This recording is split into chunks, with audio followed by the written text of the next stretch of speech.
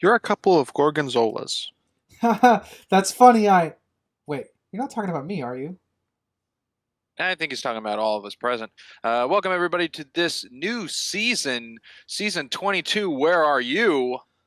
Hopefully that'll Whoa! stick. Of the Cheap Seat Critics podcast. With me today we have. Hello, everybody. I'm one of your hosts, Kiki Ryder. I'm Rimson Maroon. He can talk. That was I was terrible. trying to do a Scooby thing and lost it on Maroon. Crimson Maroon. I'm a guest, character known as Sinister Boy.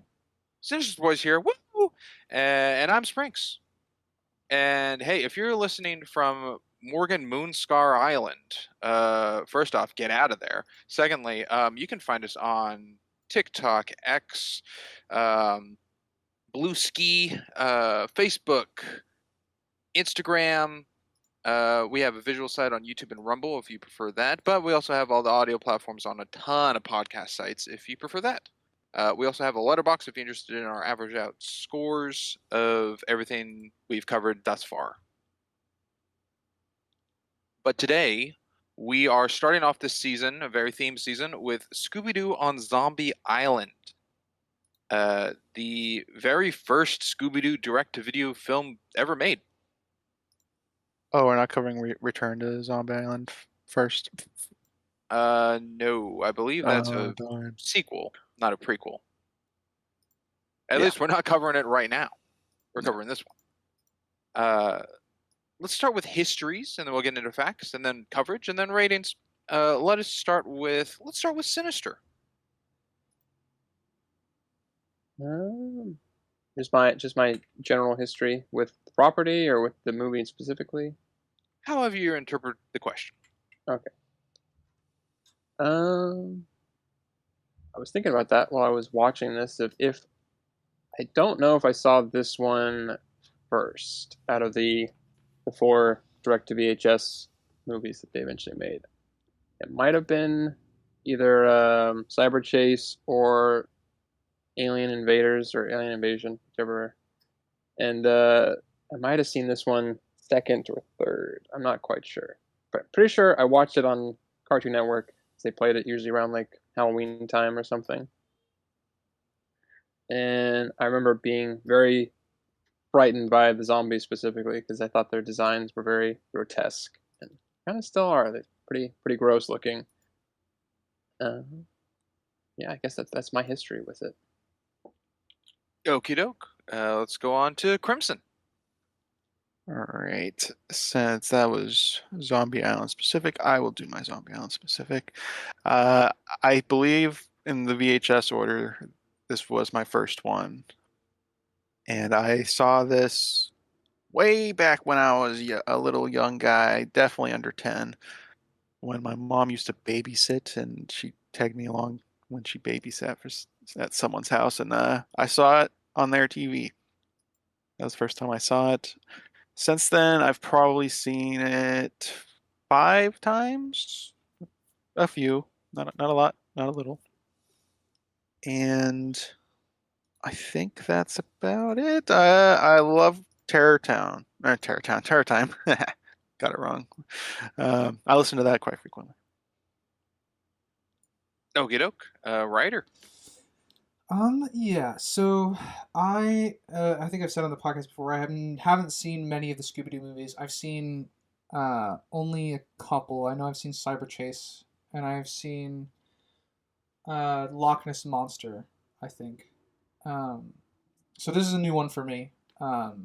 And I was a most of the Scooby Doo stuff I've seen are have most of the Scooby Doo stuff have seen is not the I haven't seen any of the live action stuff, and then it was always before the monsters were real, and I remember seeing I think one of the taglines for this movie that the monsters are real now, and then I've heard Terror Time many times, and now I know where it's finally from.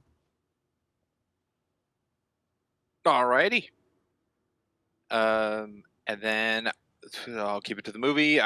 This was the first straight to VHS Scooby-Doo movie I've seen, but it wasn't the first VHS Scooby-Doo movie I saw, if that makes sense. I've seen this movie countless amount of times throughout my life now. And I have the Terror Time again, and the Ghosts Are Here in a Halloween playlist. And I think that's about it of this movie. I have not seen Return to Zombie Island. I think that's all I can say on the connection. And then I guess later or some other time we'll go over our Scooby-Doo more history. But anywho, let's see. I got a couple facts about this movie. Its initial release date was September 22nd, 1998. It has a runtime of an hour and 17 minutes, an hour and 18 minutes, depending on, I guess depends on the version you watch.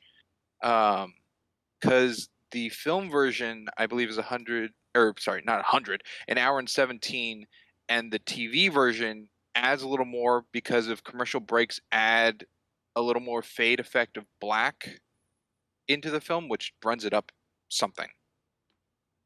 The budget was supposedly aided by a $50 million promotional campaign and sponsorship deals. And there is no box office because it was not theatrical. It originally was planned to be theatrical, but then wasn't. Its rating for the film itself is not rated. However, on TV, it is listed as TVG. Its genre is family/horror, which seems like a rarity for films. And its director is Jim Stestrom. Hopefully I pronounced that correctly. And you might know his work such as directing other things such as The Witch's Ghost, Alien Invasion, and Cyber Chase. Whoa! Is that all they've done? For directing, yes. Wow. He found his niche and stuck to it. Yeah. They have writing credits to their name, but for directing, just those. And then a couple fun facts I have. Take these all with a grain of salt, audience. Found them on the internet. Who knows how true or false they may be. First one here is the film marks the first time anyone besides Casey Kasem has voiced Shaggy. This version in Zombie Island was voiced by Billy West. The reason being is because Kasem refused to provide the voice of Shaggy if Shaggy would not be a vegetarian like himself. Yeah. Not a fan of that decision. That's weird, but okay. Yeah, on his part. I'm fine with the switch, but changing the character for yourself, I'm not a fan of. Was Shaggy? I was going to ask, and this is kind of pertaining to the film. It's been a while. Were Shaggy and Scooby always such voracious eaters? Yeah. Yes. It was mostly Scooby snacks in a lot of the shows, but I think everything was either sweets or just veggie option. It wasn't meats. Oh, I Shaggy see. ate. No, I think I remember there's a couple like those like huge decker like sandwiches like with like Salami, lettuce and bologna ham. or Yeah, I like think some there were. mincemeat stuff. I think there were tomatoes for the coloring. Oh. All I right, don't know. just asking because I think for me because I thought they were always voracious eaters, and then just hearing that fact, you just kind of brought up to me as like why complain about that now? Like you were if this was if he was the voice in the show and stuff like that too. Well, I believe everything from the original up to now of this '98 film, Shaggy was a vegetarian. Okay, It was the decision of like eating crayfish in this film because of the setting. Kasem was against. All right, interesting. Because then that would be technically a change onto Shaggy's character to make him not a vegetarian. Not that this, I'm not going to hold this to the standard of being consistent with what came before. It's just an interesting, it's a strange choice to make to the character, I guess. Yeah. Second fact I have here, another change to a character. This is the first time ever Scooby-Doo shows an aggression towards another animal, to the cats. In previous series, he is kind and friendly towards not only cats, but gophers, chickens, mice. Yeah, that was funny enough. My second question, but we'll leave it there for now. Next fact, originally the film was planned on the theatrical release, but when Warner Brothers noticed the strong market on home media, their successful direct-to-video animated Batman films, it was later decided to release on VHS on the date of September 22nd. Well, I don't know if Growth it of home was media changed it. successful or not. I mean, it's a well-known series of movies, so it probably did well. I think so. I mean, I still mean, talking I about think today. I don't want to cut it, but at least the light research I did, which wasn't really much, like they didn't kind of expect it to be a huge success, which is why they originally weren't planning any more movies other than this one. And then it was a big enough success where they were like, okay, we got to do more of these in similar style.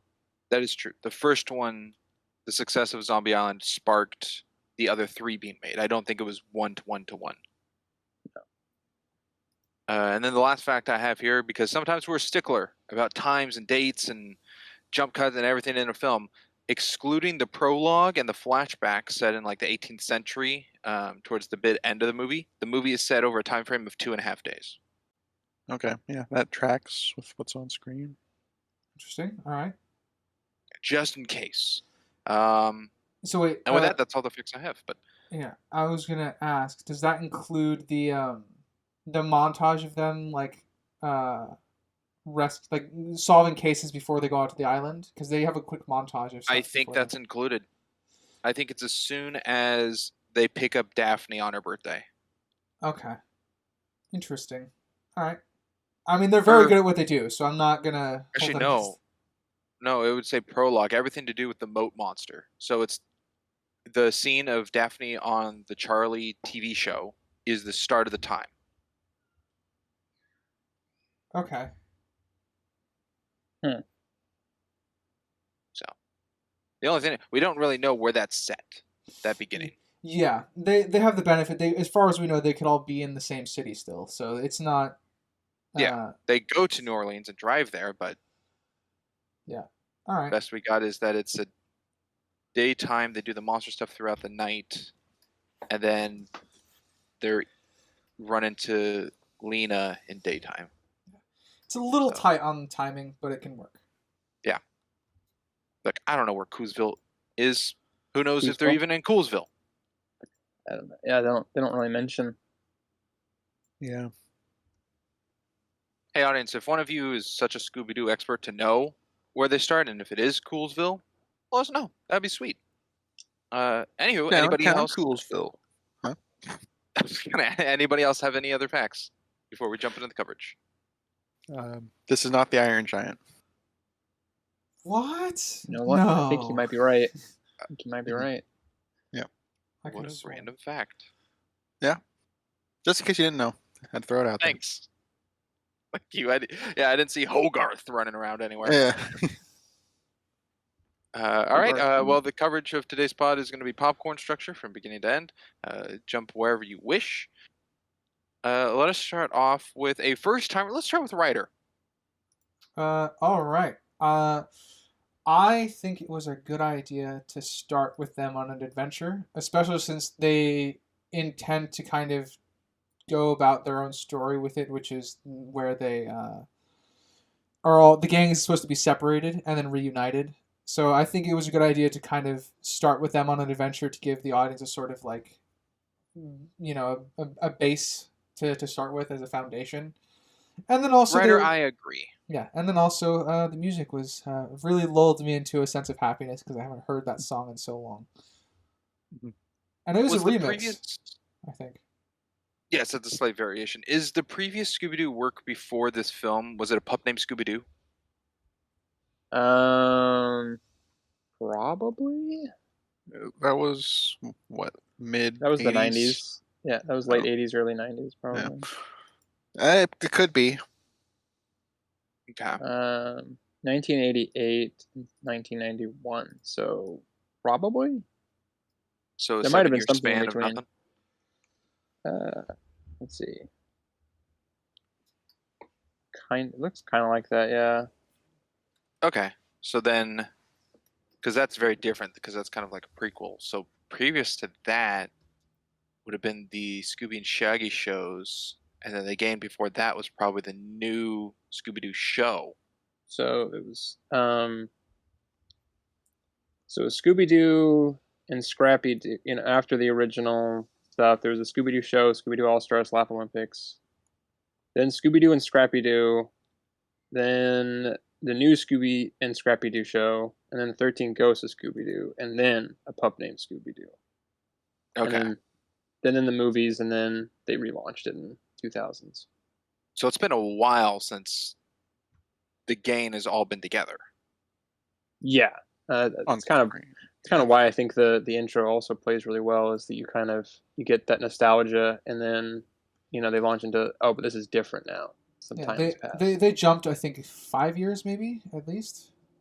Yeah, it's safe Possibly. to say. Velma's got a really know the store. time It'd be kind of weird if they did a month before, and then she has a store for 1 month.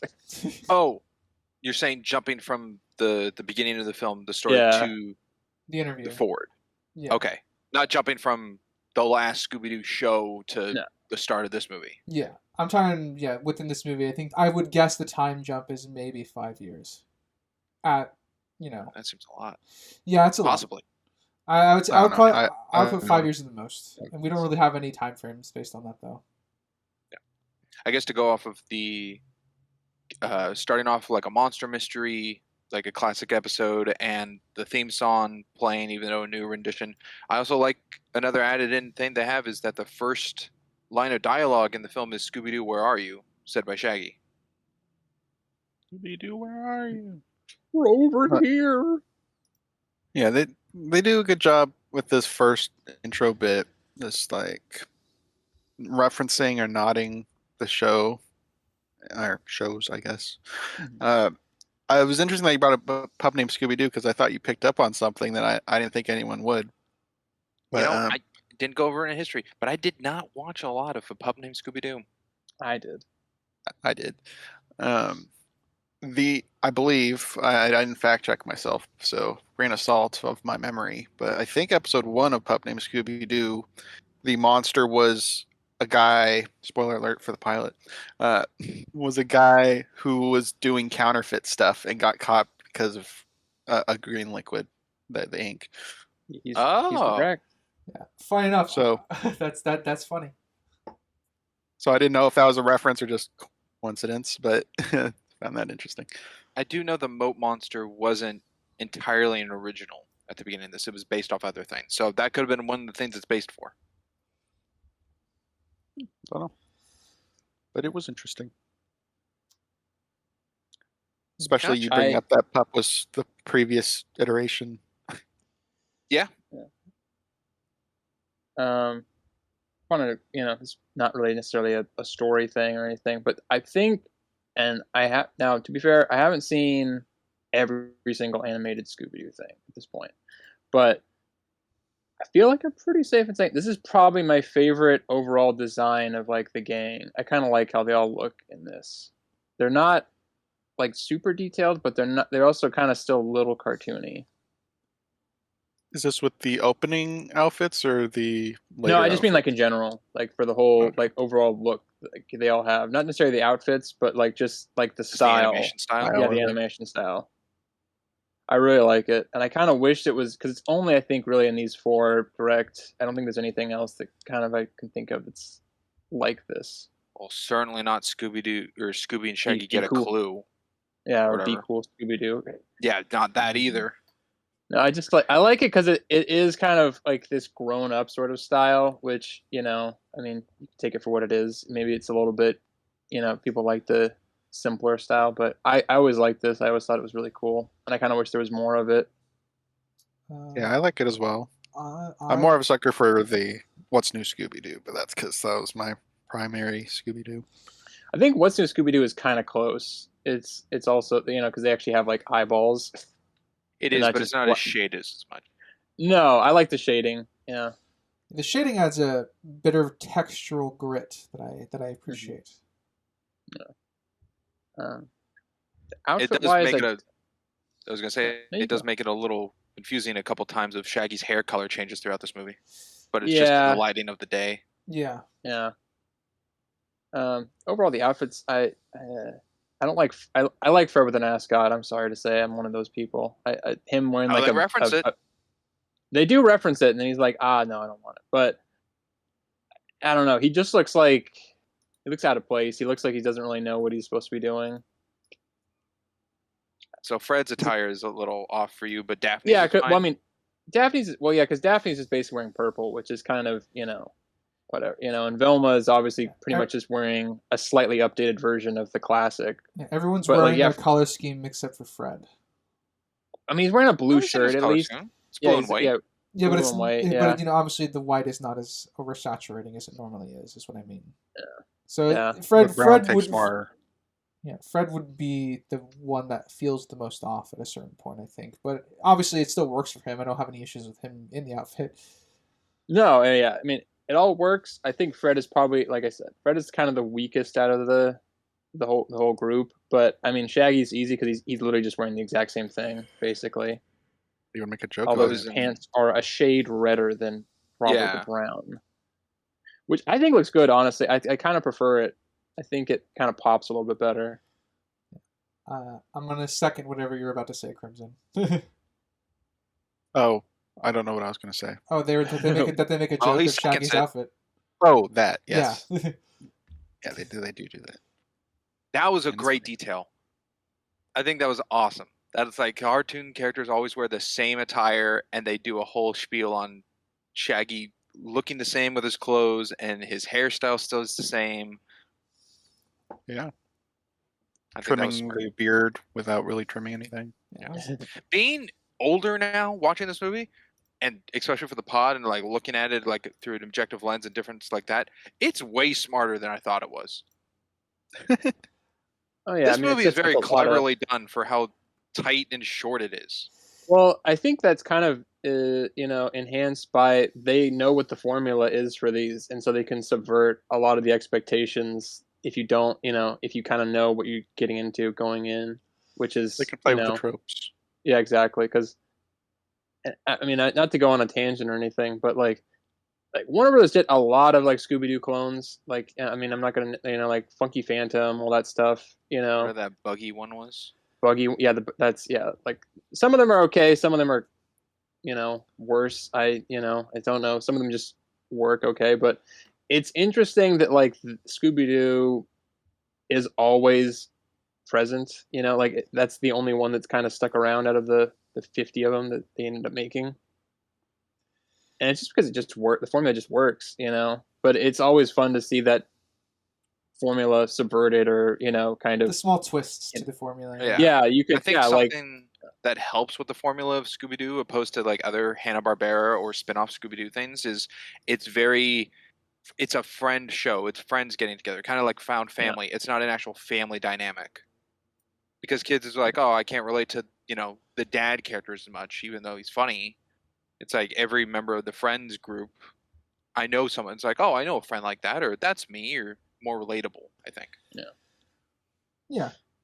That's. I think that's It helps too that I think that all the characters have their base archetype that they're variations on. Yeah, I mean, everyone at some point in their lives is a talking dog. I mean. Oh no, we've no. I mean, we've all been a goof before, is what I'm saying. Yeah, no, yeah, no, wow. Yeah, I think the only part on the opening, at least the prologue for me, that was I guess a bit of a stretch in terms of quality. I think was, as much as I enjoy the quick unmasking to kind of show the highlight of what the gang is doing their best at what they normally do. I think the only thing I found off about that scene was I guess Velma's kind of breakdown of the case as to what the clue was, which was the green mold bit on the hands, and I'm like, most people would assume that's ink or paint, not mold. First, well, yeah. I say, and mind you, I don't think it's terrible. I think it can work. I think it just might dumb down the villain a little more than it does the gang, which is fine. I'd rather the villain be dumbed down than the gang. But yeah, I think so. But they do a good explanation of like scenes where Velma's the smartest one to like look at everything and take in details, while the gang just kind of like takes words of face value. Yeah. Yeah. I'd say they do a very good job at the very beginning. Just like everyone's got their quintessential character traits from the get-go, and I appreciate that. Yeah. I do have a question though. Does that costume, or possibly just the guy who is the Mo Monster, is he like super strong? Because he rips a wooden door in half. You got to be Yeah. careful with the Scooby-Doo monster logic. I'm. It's a cartoon, and there's a lot of like, you know, tons of food, and Shaggy and Scooby get bloated, and like all the cartoon mechanics. But when it comes to like strength, I don't know, because Fred was able to hold Daphne and Velma with his two arms, totally fine. But then like later, you can't really pull the head off a zombie, which I guess is different. But like his strength has changed. But it could just be like he's not working out. He's not like constantly doing mysteries all the time. If there's possibly a 5-year gap. And it boils down to what you said. It's just a cartoon thing. Yeah, I don't think they're Fred as lost strong and as strength. smart. Yeah, they're as strong and as smart as they need to be for the situation, but it changes or differs. I'm sure Shaggy and Scooby's speed is inconsistent across a lot of the shows and probably within this own movie. But it's not something to really pay attention to. They have cartoon stamina. Yeah. They are towards the lighter half of the movie. They are running the whole time. Yeah. I That's mean, why they eat so much. Yeah, exactly. I actually wrote a joke. I'm like, actually, making them voracious eaters is very much in character because they need that for their metabolism. So I actually I wasn't really, I guess I wasn't annoyed with the trope as a kid at the fact they ate a lot, but I never understood it until now. It's like now because of how much they run, I actually appreciate how the fact that they're pretty much very gluttonous eaters because they absolutely need to do that because of their constant metabolism to run. Yeah. Well, and I mean, it kind of now it's like the ha ha ha, they're potheads or whatever or something. That's kind of like the thing everybody latches onto, and it's kind of like, well, no, it was just because they were scared and they ran around a lot, pretty much. I mean, there was a little bit of a tongue in cheek joke, obviously, because it's the '60s and everything, but I think for the most part later on they toned it down to just being like, oh yeah, they're just high adrenaline running around all the time.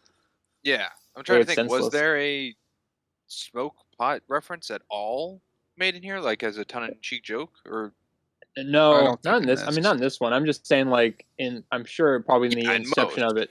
Yeah, yeah. In the inception of it, I'm sure it was because they were like, oh, a bunch of mystery solving groovy kids in the '60s. Like, oh, obviously, probably, I mean, the only tongue in cheek joke that I could think of is just the fact that they eat a lot because it's kind of well known that if you're on pot, you tend to eat a lot more than you normally might. The munchies. Yeah, you get the munchies. Yeah. That's the only connection, really, I think, to them getting high, and I think there's a valid explanation to that otherwise too. So it could just be a layered joke with that. Yeah, I just don't think this movie hinted at. No, not this one. I'm just saying, like, nowadays, that's what everybody. Yeah, that's like, that's why they eat so much, is because they're high all the time. And it's like, well, I mean, no, it's just because it's just because it's a '60s cartoon and there's hippies in it or whatever. I mean, that's pretty much where the connections begin and end. But I will also commend the art style. I love the background arts for a lot of the swamps and stuff and locales. It's really awesome. Really well done. Yeah. It looks very good coloring. Cool. Yeah. I was going to comment on the just the beginning before we see the game, and it's kind of just going through the castle and the lightning effects. It's not a classic cartoon where it's like the flash of white and black back and forth to go to like a next scene or something. The lightning changes the colors of the interior, which is this like dark blue hue to more of like a green look rather than just a flash. Yeah, when I saw that now, because I've seen a little bit of anime from the same time period, I was like, huh, that is probably, that's probably a Japanese animation. And then looking into the movie, I was like, oh yeah, it's animation done by a Japanese company. That makes total sense why it's so good. Yeah, I can agree with that. It has a lot of similarities to the era of anime. The 80s era of anime and early 90s era of anime, they love to play around with shadows and lighting effects to kind of help emphasize the drama. Yeah. Especially with the zombies introduced later. Like the dark black like shadowings of their skin. Yeah. Really pop. They kind of look like I don't know the character's name. Sinister, hopefully you can help me here, but the Iron Maiden character. Oh, Eddie. Yeah, Eddie. Yeah. it resembled that.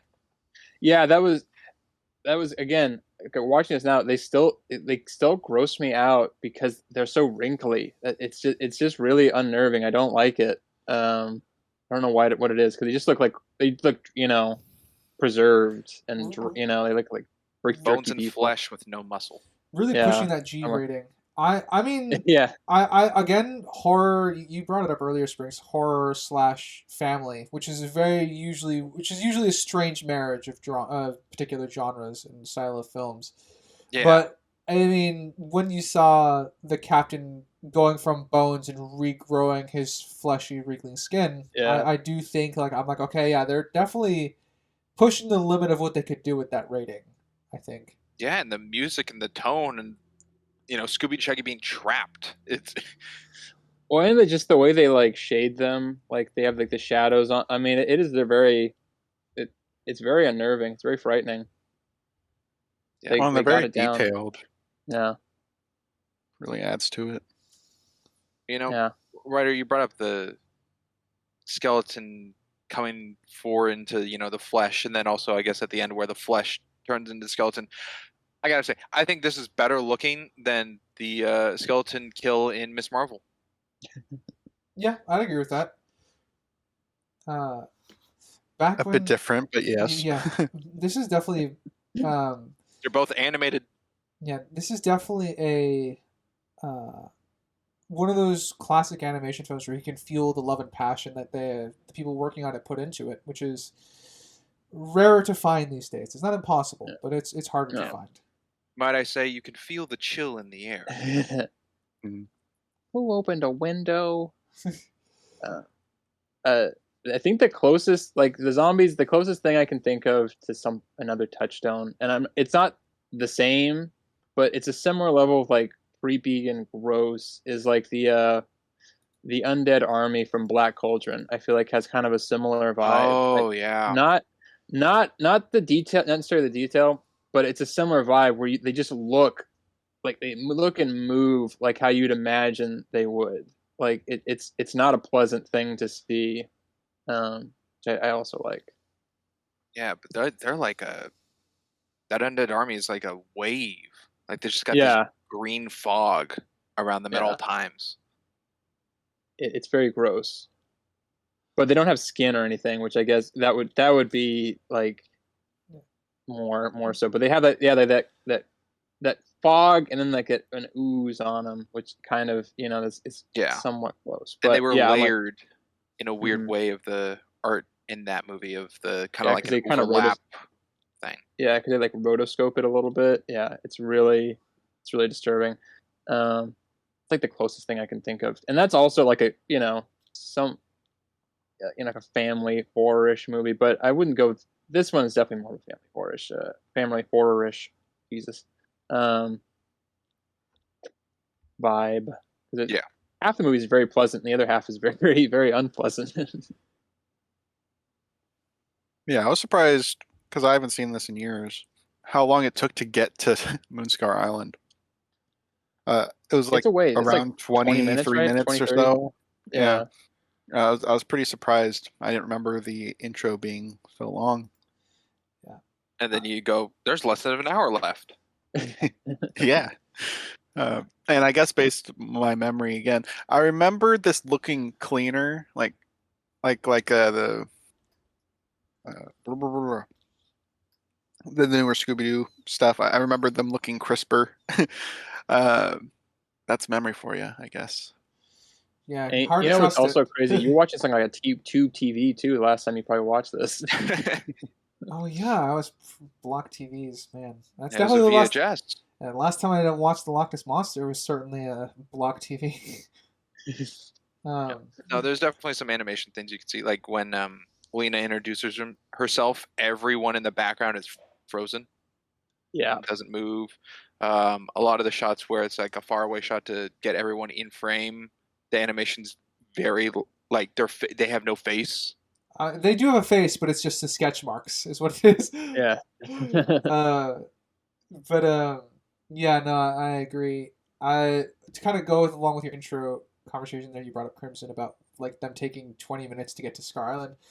I think that it works because they're putting you on a quick kind of character arc for the gang. One of the things I did like about we kind of start with Daphne doing the interview, and she kind of world builds for us, and we kind of get a sense of how famous the gang is in world, and we also get obviously the information that the characters are apart now, and then we get the sense of longing from Shaggy and Scooby and Velma as they do their respective day jobs, and we kind of get the sense that there's because the audience is also put in the position of, oh, the gang's not together, something feels wrong, and the gang also feels wrong because they're not together. So there's that kind of storytelling matching what the audience is feeling vibe going on as they put the gang through a quick character arc for that, and they kind of rediscover themselves and realize the good times, as it were, when they're back together. Yeah, I like the jobs they each have fit to the characteristics of who they are. Yeah. Which I think was also very smart. Like even Fred, like he's not trap making, but he's producing and planning and setting things up and leading still. And Daphne's very very talkative over what she's doing. Velma is in the bookstore, and then Shaggy and Scooby being TSA. So they can get food. Very fitting. Yeah, no, I agree. I also wrote that down, and I enjoyed that all the jobs that they have and what they're doing in the future is loosely based off the character traits that we know. So I appreciated that as well. Yeah, it didn't go with the approach of like they're doing things that are vastly different for them to complain to want to do the good old days kind of thing. Yeah, you don't see Shaggy as a bank teller. Yeah. You know what? It would kind of them in a restaurant would be kind of interesting, but I'm sure it would just be them just eating their own food and not giving it to anybody. Yeah. Yeah, I can't think of anything else that they would really be. It's weird to think of them like the members, Mystery Inc. in like different jobs because it's really hard to kind of visualize what any of them would do other than just solving mysteries. Because that's such an apparent part of them. Yeah, I always like Velma would be running her own bookstore. She'd be running a library, so I think that kind of works for her. Daphne, I always figured would go into fashion or be the star of her own show, which she kind of is in this. Yeah. So again, it's kind of an offshoot of that. And then the only other I could think of for Scooby and Shaggy is they'd be food critics. You know what? Yeah, there you go. Yeah. Going restaurant to restaurant. You want the 5-star Shaggy Scoob rating.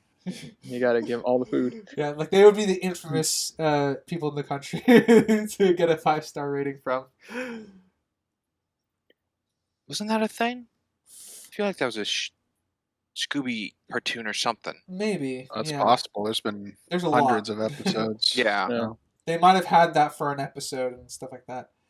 Though I just pictured now, because we're talking about like them being food critics, I just picturing Shaggy and Scooby and Ratatouille.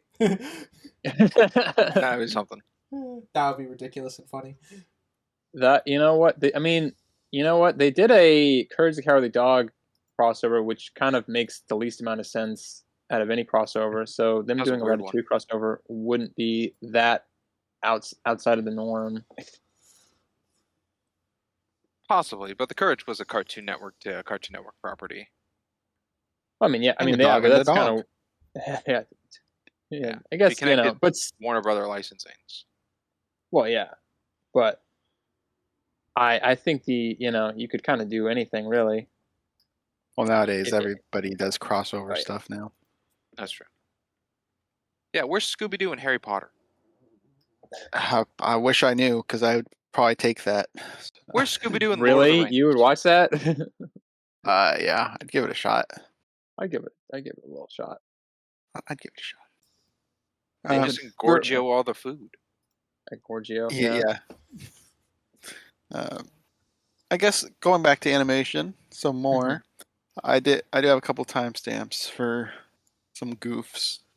And maybe they'll end up on our socials, maybe they won't, who knows. We'll see. But at 47:52, Fred's eyes are a little off. They're a little wonky, facing different directions for some particular reason. I don't know why. but it's only for a couple frames, and you blink and you miss it type deal. I found that kind of amusing.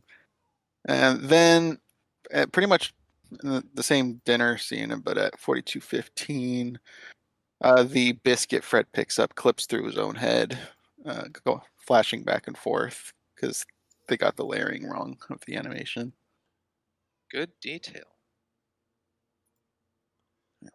There's a few animation goofs, of not necessarily them looking in the wrong direction or stuff like that, but like of people not looking where they should be.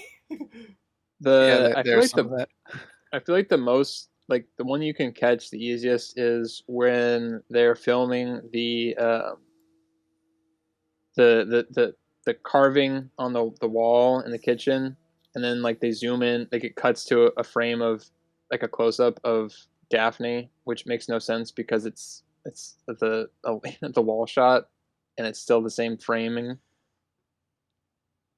Oh yeah, Where like it's not necessarily an animation error, but it doesn't make any it doesn't make any continuity sense. thing. Yeah, like Yeah. continuity doesn't make any sense. It should just be a separate shot without the camera effect. Yeah, and I guess playing with the camera in here because we have a in-universe camera.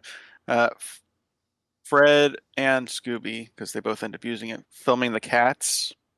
The camera does not match the vehicle's speed or the bumpy road conditions that we were told and saw.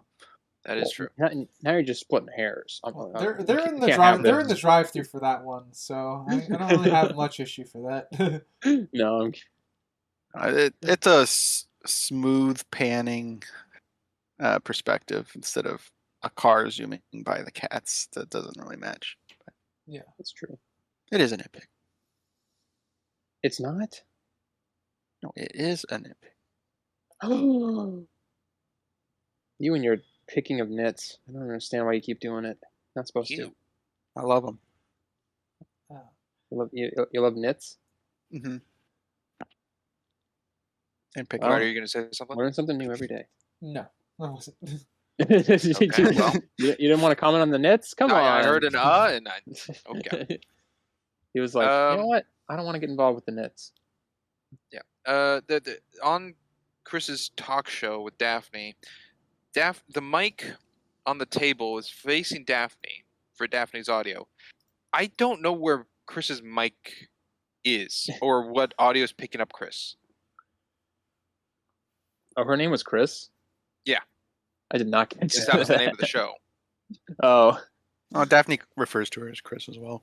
I mean, there could be a boom mic or just one that dangles on top of her because they don't want a mic on her desk blocking her for certain shots for the show.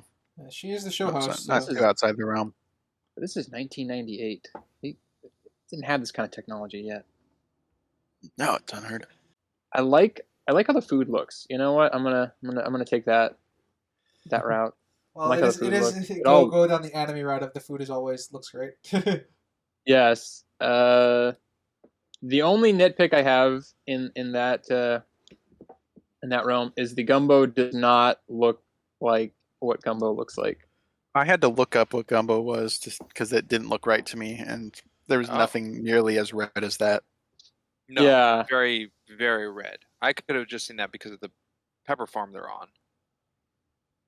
It's all Yeah, but no, even like if you like add a bunch of orange or yellowish color. Yeah, I think they toned up the red because they wanted to make it look like blood. Yeah. I could see that. I didn't get that at all. You kind of get the implication that whether or not the baddies are the baddies are like vampires or cats when you're still in the guessing phase for the film. So I took that as a hint that they were sharp fanged, whatever the monsters are going to be, or one of the more like just kind of subtle hints, I guess. Ryder, as a first-time viewer, what was your thought process through the movie on solving this mystery? Well, I knew that the monsters were supposed to be real for this one. That's pretty much the only thing I knew going in. and I guess when I saw the blood red, I took them. Okay, I just took them that they're going to be fanged monsters. My first guess was vampires because usually when you think fanged monsters, you go vampires. Hmm. And then the zombies started cropping up, and at that point, I just kind of let the film, I guess, run its course on whatever direction it was going to go in. So I had a few guesses for things, but I guess you have to ask specific questions if you want my guesses at the time. Did you think Lena and Simone were the main baddies? Lenore, yeah. Lenore and It's French. Yeah, yeah, Lenore and Lena. Lena. Yeah, I thought they were.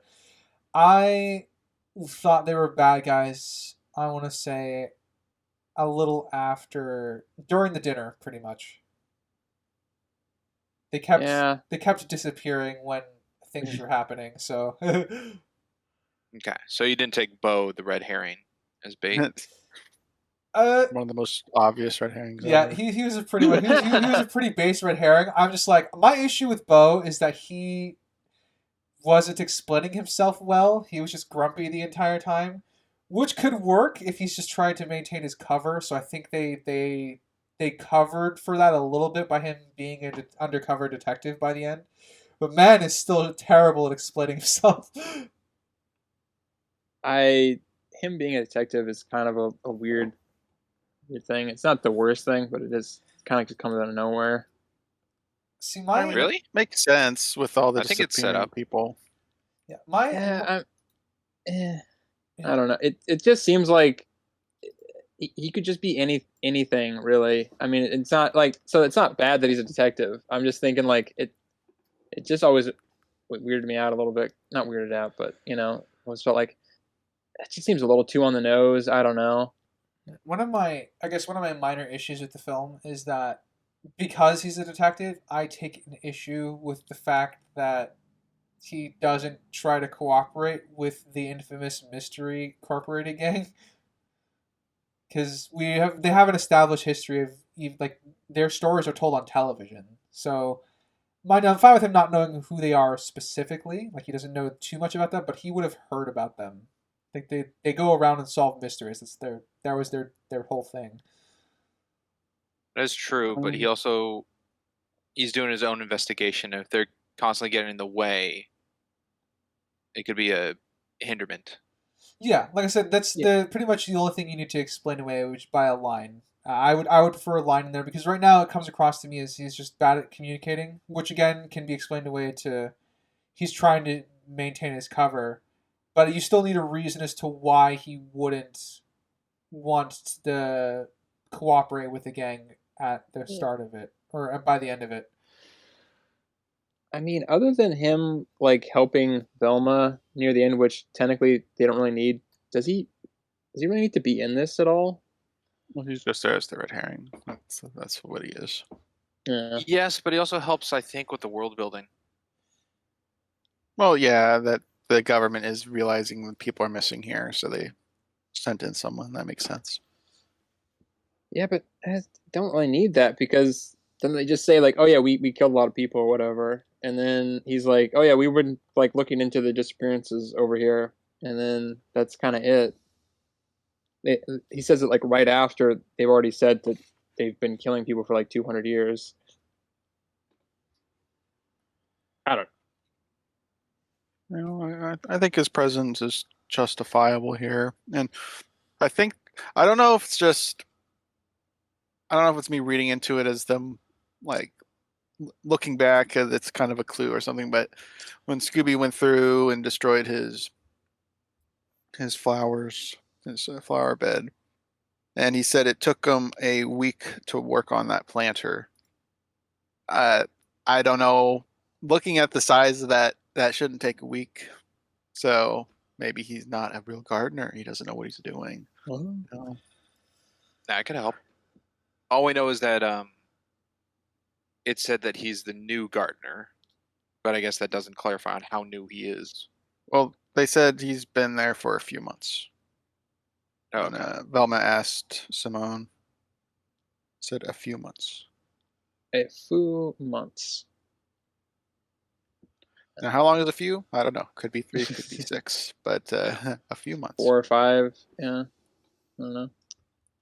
Like, not the worst thing in the world. It was just something where, like, even now I'm kind of like, I don't. I mean, I guess the red herring is fine, but I don't feel like it's overly obvious early, anyways. You know, I because I don't don't think really feel like.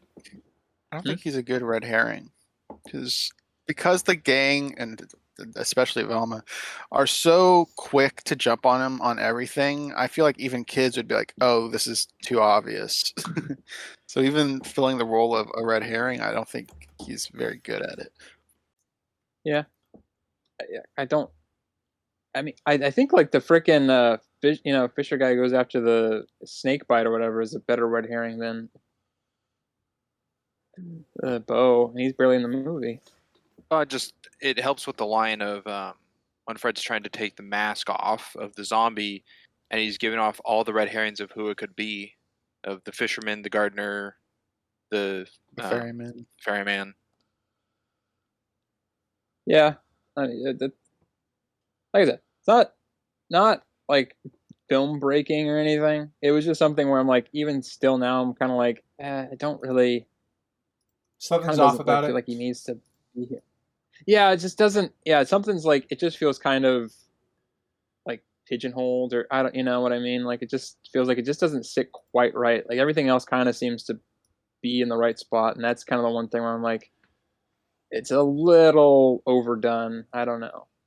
I don't know how I would fix it, but I just feel like it's not quite right. But like I said, Something I, sorry. it's not movie breaking. It's just a little nitpick.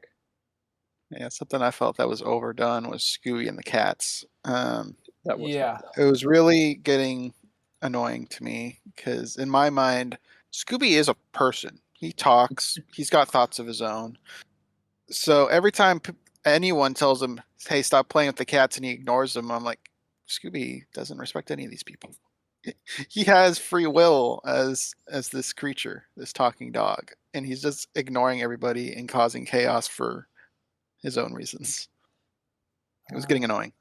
Yeah, especially my biggest kind of, I guess this is going to lead into kind of one of my biggest issues with the whole film. A lot of things are very convenient with just the way that where characters end up. Like it's very lucky the cats lead Scooby to a very plot oriented thing, or his obsession with chasing cats. There's stuff like that that peppers throughout the film that I think is would be my biggest objective issue takeaway from the film. Yeah, like them just happening to stumble upon a cave Yeah, twice. yeah, with the voodoo dolls in there. Yeah. I say the voodoo dolls being left, unmanned or not protected is on the fault of Lena and Simone. I mean, it's in a secret underground uh, facility thing. The Civil War hideout. I would consider that hidden. Or a random cave in the woods. I would also consider that hidden. I wouldn't fault them for that. Okay, well, it's hidden but not protected. What The would be zombies, protecting it? well, the zombies are kind of constantly giving like warning to try to get the mystery game out. But if like they pick up the voodoo dolls themselves, or wind knocks it over, or another animal gets in there, or like Mojo is going around hunting and gets in there, like there's other things. It's not because there's just a open entrance to it. There's a lot of Nothing I want to nature touch on. elements that could affect it. Unless you want to still talk about the voodoo dolls thing. Talking to me or Spix? Either. Unless if you're satisfied with the. I have more on the dolls, but we'll cover that later. Okay. This was some I was wanting to turn my brain off and not think, because this is kind of not a it's a cartoon movie, so there's going to be a little bit of a we kind of discussed that in the beginning. The whole thing with the zombies I couldn't quite shake, because they never I mean they do say something, which I'm like, if that's all there is, fine. But I was curious if anybody kind of had a answer for why the zombies exist, other than just to be like kind of like, oh, they're the bad guys, but then actually no, they're not actually the bad guys, but you would assume they're the bad guys. Yeah. You brought up one of my biggest issues with this is what's up with the zombies? Do they spawn every harvest moon? Because if that were I true, don't they think would have so. been spawning earlier. Moonscar spawned before the harvest moon, and then the next night is when all the other zombies started happening. Yeah. It's also convenient they only go after the gang and not the people who actually caused the problem. Until they fight him at the end. Until they fight him at the end, yes. So yeah, that's my biggest issue, I think, is just the zombies. Why? Why now? Where have they been for 200 years? How have they failed all the time? How are there zombies that were eaten by gators? That's something a little later, but it is popcorn after all. All of our people got sent in there and got eaten by gators. How is there any part of them left to reconstitute into zombies? Do any of those people like come back though? Yeah. I wasn't. Oh, they do. Okay. I No, was no, just no, no, noticing. no. I'm kind agreeing of with you. No, I'm agreeing with you, Sinister. I don't think any of those people come back. yeah, it's You just can see them the with kind of the people that they the killed. tourists and the Civil Yeah, War and the And the I think pirates. so. pirates. Yeah, the pirates. I think in this the plantation settlers, like the oldest zombies on there. I think everybody else is from like the 50s and 60s or what have you. Just people coming to visit, I think. Yeah. I don't think the people who eat by People- alligators did come back. I think you can get away with assuming that, inferring that the zombies are from other points of origin. Well, a fair amount of the tourist ones are the ones that Lena's brought back, so they suck the life out of them. Yeah. Yeah. Yeah, it's Okay. weird. Yeah, I was like, it kind of, like I said, kind of makes sense on the one hand, because it's like, oh, that they're trying to avenge or whatever, or something like that, but it also is kind of like, but they don't. If they are skilled in magic, they would know this was happening and try to like prevent it. But it seems like they're as surprised as the gang is by the whole thing because they don't like, Oh yeah. speak on it. No, they're not skilled in magic. They know the one ritual that gives them Oh. more immortality. They Is what made it the looks voodoo like. dolls. Oh, that's true. They believed their screw up to help them go against the pirates and whatever was a blessing from their cat god, when it was really them not like fully fulfilling a spell. Huh? When they're doing the ritual and they turn into cat people and they're like, our cat god blessed us with this form, this curse. It wasn't the cat god. It's just them not doing a spell correctly of what they wanted. That's why like there's the aftershots of like the zombies and things happening. It's like it's just their spell got out of hand because they're not super skilled in what they were doing. What They just went into spell? a They were belief of praying it. to the statue. They had like ritual. Like they had like not a pentagram, but they had a bunch of things and offerings. For their cat god, which they just prayed to. Okay, I guess we're gonna get into how we define a spell, because I mean, to go D&D route for a second, paladins technically cast spells, but their powers are given to them because of their god.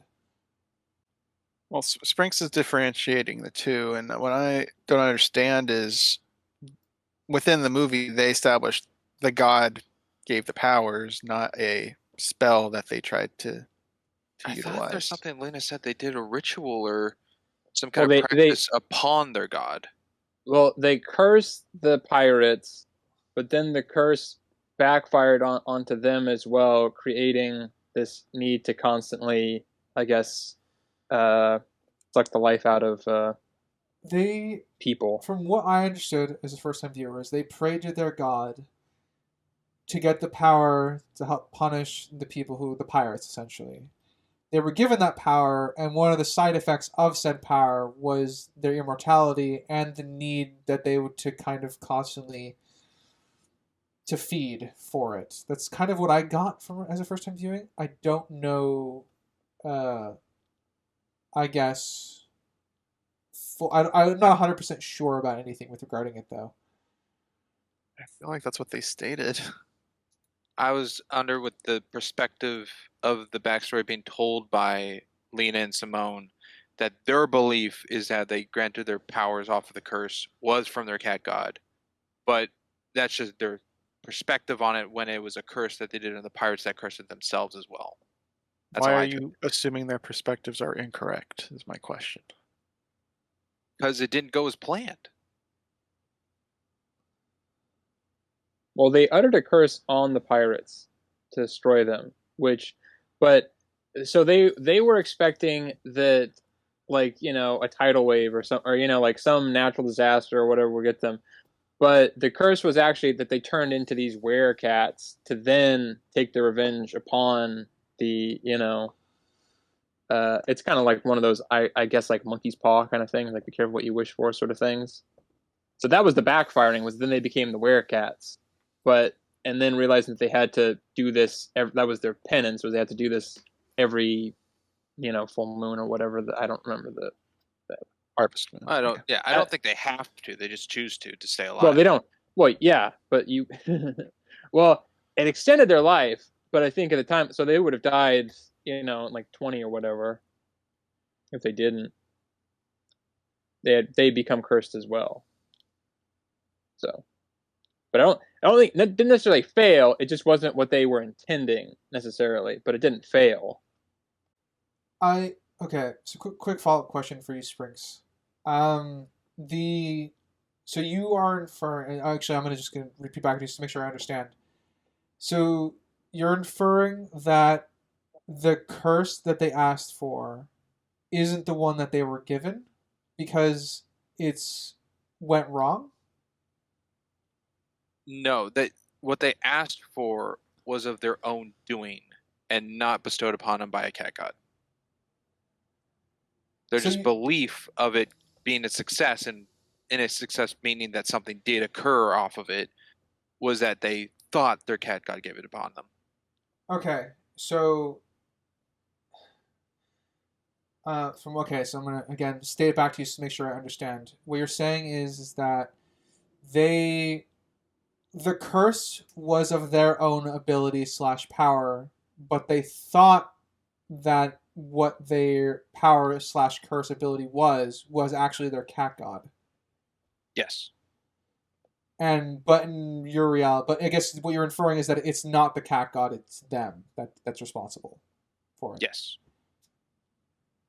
Okay, I think I get it. I mean, that's a way to look at it. I'm not gonna. Yeah, I I don't know. I don't. I guess for me personally, I assume the characters know more about the world than we do as the audience. I don't. I'm not sure there's enough, at least for me personally, to infer that the cat god doesn't exist in this universe. I guess. It's a hard one. Yeah, that's a you have to really, yeah.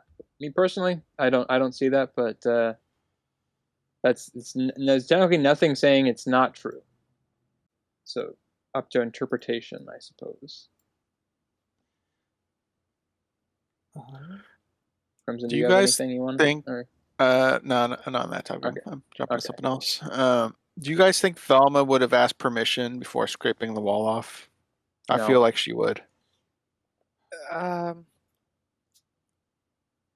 of two minds of this. No. I'm of two minds for this particular. Well, I'm of two minds for this particularly because Velma, in Velma's more curious driven mode, I don't think she'd ask for permission. But based on the context we have for this movie, I'm not sure if that makes sense because there's a variation of Velma that would ask permission and there's a variation of Velma that wouldn't. And I'm at that point in the movie, I'm still not clear what version of Velma that this is supposed to be, other than that she's committing to doing the action. From so far up to that point in the movie, from what I've seen of this Vilma, is she believes things with her own mind and eyes and not of others. So her scraping the wall and seeing, there's something back here, she just do it to know that there's something back there. Like when Lena invites the gang over to Moonscar Island to, be at a haunted house, and Fred's really into it because he has an eye for Lena, and Daphne's like, "Oh, this is a big break, yay!" Velma's first thing is to get into the van and look it up, not just go like, "Oh yeah, let's just trust a stranger." No, this is you're referring more to politeness, right, Crimson? Yeah, I agree she would go through with investigating it, but after she scratched the first chip and like, hey, something's under here, I think she'd go and say, I think I found something. Can I wreck your kitchen wall? Since I am a guest in your house and I've been If a good guest up to this point. if we're going with like previous incarnations, yes, I feel like the energy in this particular iteration, I don't feel like she would have asked. I think Traditionally, something yes. helps is the wall's already partially busted. Like it has words carved in it already. I think. Yeah, it's already kind of a mess. Yeah. I think what's pushing me over towards it's more in character for this Velma is we see what her longing in life is like without the gang. So now that she has it, she's more willing to kind of push further down that direction because she's just so excited to kind of be solving mysteries again with them. So I can sort of see that as an angle as to why she would push forward and like she does apologize, but afterwards, Oh, Jinkies, sorry. All right, well, if you guys collectively think it's within character, then I will say it's within character. Yeah, I'm still torn up, but I think I pushed in that direction based on I guess what this film has given me as characterization for Velma. I think it would have been more unpolite if Velma went to the opposite side of the kitchen and tore down that wall. Yeah. Yeah. If there wasn't marks on a different wall, and she just decided to tear an entire new wall up, I think there would be more problems. Yeah. I guess to play into what Ryder said earlier, though, about convenience at convenient time, that where she scraped is the exact frame dimension of the name of the ship. Yeah. Yeah. Well, you could say Moonscar directed it there. Well, because there is that whole ghost thing of like, they can usually only interact with things that they interacted with in their, living lives or whatever. So he was able to carve into. Colonel Jackson mirror thing was his mirror, right? Yeah. Although him coming back at the end doesn't really make any sense then, but. No, not really. And why he's the only one that can actually speak and is a ghost and not a zombie like everything else. Well, you take the good with the bad. I think what we got is that ghosts can speak, zombies can't. Why is there ghosts and just the one? I guess two. Moonscar is just ghost and a zombie. Because as Velma says at the end, they were never properly, put to rest, and their presence is still around. So he's haunted that mirror. The question is, why is it different? Why is there a difference? I don't know. I don't know. I'm not a ghost hunter. Good. Well, I see that as a part of the flaw for the film for not giving anything for it. Then. I think what it got is just all the Civil War soldiers and the pirates and the tourists. No one's been laid to rest. They're all uneasy, so they're still around and gathered. That's best I got. And the tourist is like, there's no tourist camera in the house or something laying around. So the Civil War soldiers' mirror is a presence connected to the ghost. So it's something like that. Like it doesn't show other ghostly possessions in the house somewhere connected other than that one. Yeah, I don't. I think we've kind of reached the point where like the magic or the supernatural world building kind of doesn't really hold together. I mean, it holds together in the way that they just they don't explain a lot, so it's left to interpretation. But then that also creates the issue of like we don't know what the rules are, so therefore that creates its own problems because the rules aren't set, but they're not set to be broken either. So it's a double-edged sword. The implication is that the reason that there are ghosts and zombies is because their souls weren't allowed to rest because their souls are being consumed to feed immortality or something to that effect. That's the implication. I don't really have anything else to go on, as you say, Sinister. I think everything else is kind of it's meant to be loosely up to interpretation. Yeah, I mean, there's really, they kind of just set up, there's a ritual, they have to do it every, time there's, the moon and everything, the harvest moon, a couple other things, but everything else is sort of just like, okay, we need ghosts, we need zombies, and then they have to be, they give somewhat of a reason for the zombies to exist, not a strong one, but a reason, and that's kind of it. So there's really nothing being broken per se, but there's no really rules set, so there's, that's its own problem. I wish the ghost didn't talk, because it just makes the ghost stupid to me. Instead of saying "get out," it just say they're going to kill you or something. The classic horror, yeah, like they wouldn't be like obtuse with it. They would just be like straight up, like, yeah, you're going to get murdered by that person or something. Yeah, they're killers or something. Yeah, "Get out" is so interpretive and nonsense. And vague, yeah. Yeah, I can agree with that. If we're going with the angle of them being able to talk makes them stupid, that makes sense. That's not that kind of ties into the good guy zombies are not really consistent with themselves and what they're doing. Like their actions don't fully back up what the subversion is supposed to be. Yeah. You're trying to scare them away. No. Well, if you're unable to communicate, I mean, what other options do you have? Well, that's the thing, and they can talk. That's the Zombies can't talk. No, the ghosts. Yeah, but can. the ghosts can. Therein lies the crux of the problem. Is they can communicate. Yeah. Why would you become a ghost? Why would you become a zombie if you could talk as a ghost and let people know? You wouldn't need to scare them away. And then there's Moonscar who double dips, who's a ghost and a zombie and can talk. It is true. I guess that means that the ship is connected to him. Yeah, that's like I said, that's kind of a weird part in and of itself. Is you kind of really, I don't know. It helps for that one little scene, but I also feel like it kind of creates other issues later on because it is kind of a very obvious thing.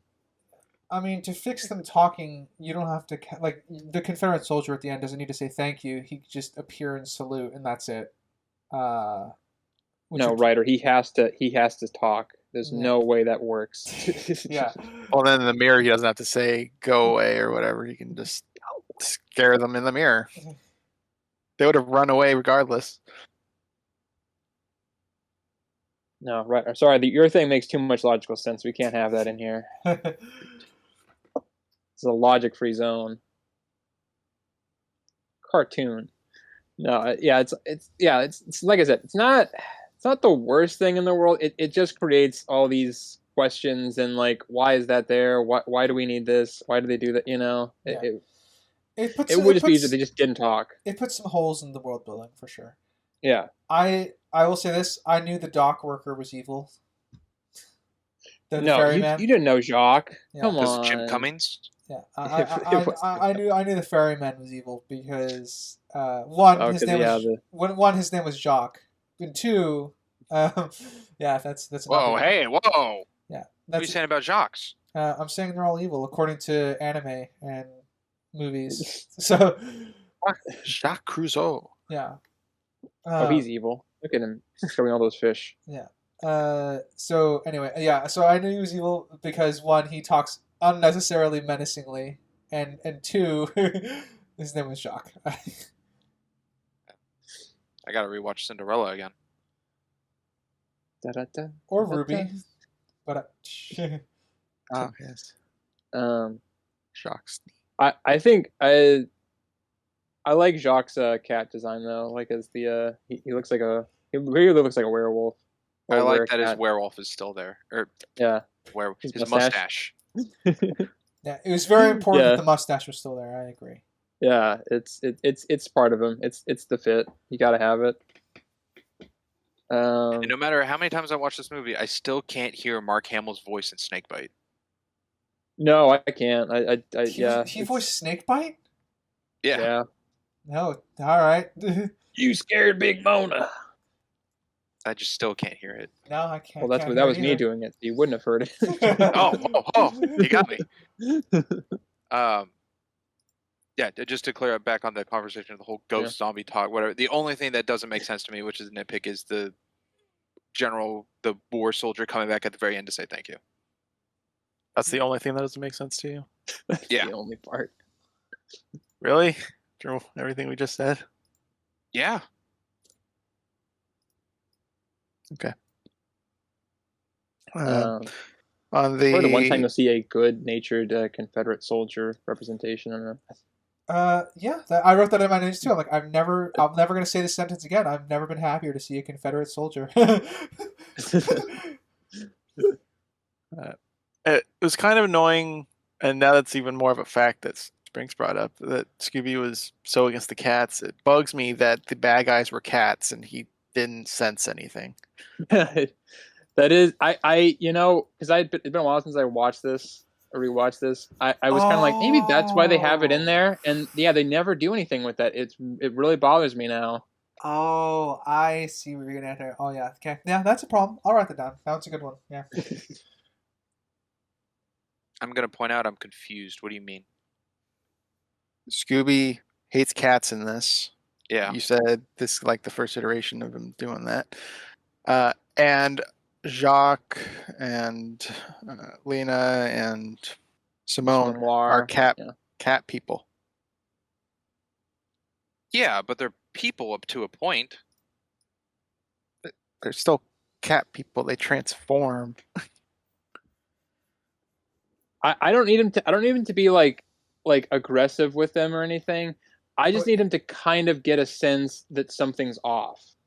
That's kind of what I need, at least. Yeah, but they're surrounded by cats. Well, do you think it's kind of like a masking? Like Simone's constantly like petting a cat on her. That works for her, but there are scenes where there are no cats and it's just Lena and Scooby and Shaggy. Yeah, and he just so doesn't care. It works up to a point, the cover, but it doesn't work for the rest of the film. Like on the ferry ride with Lena. Oh, you have a dog?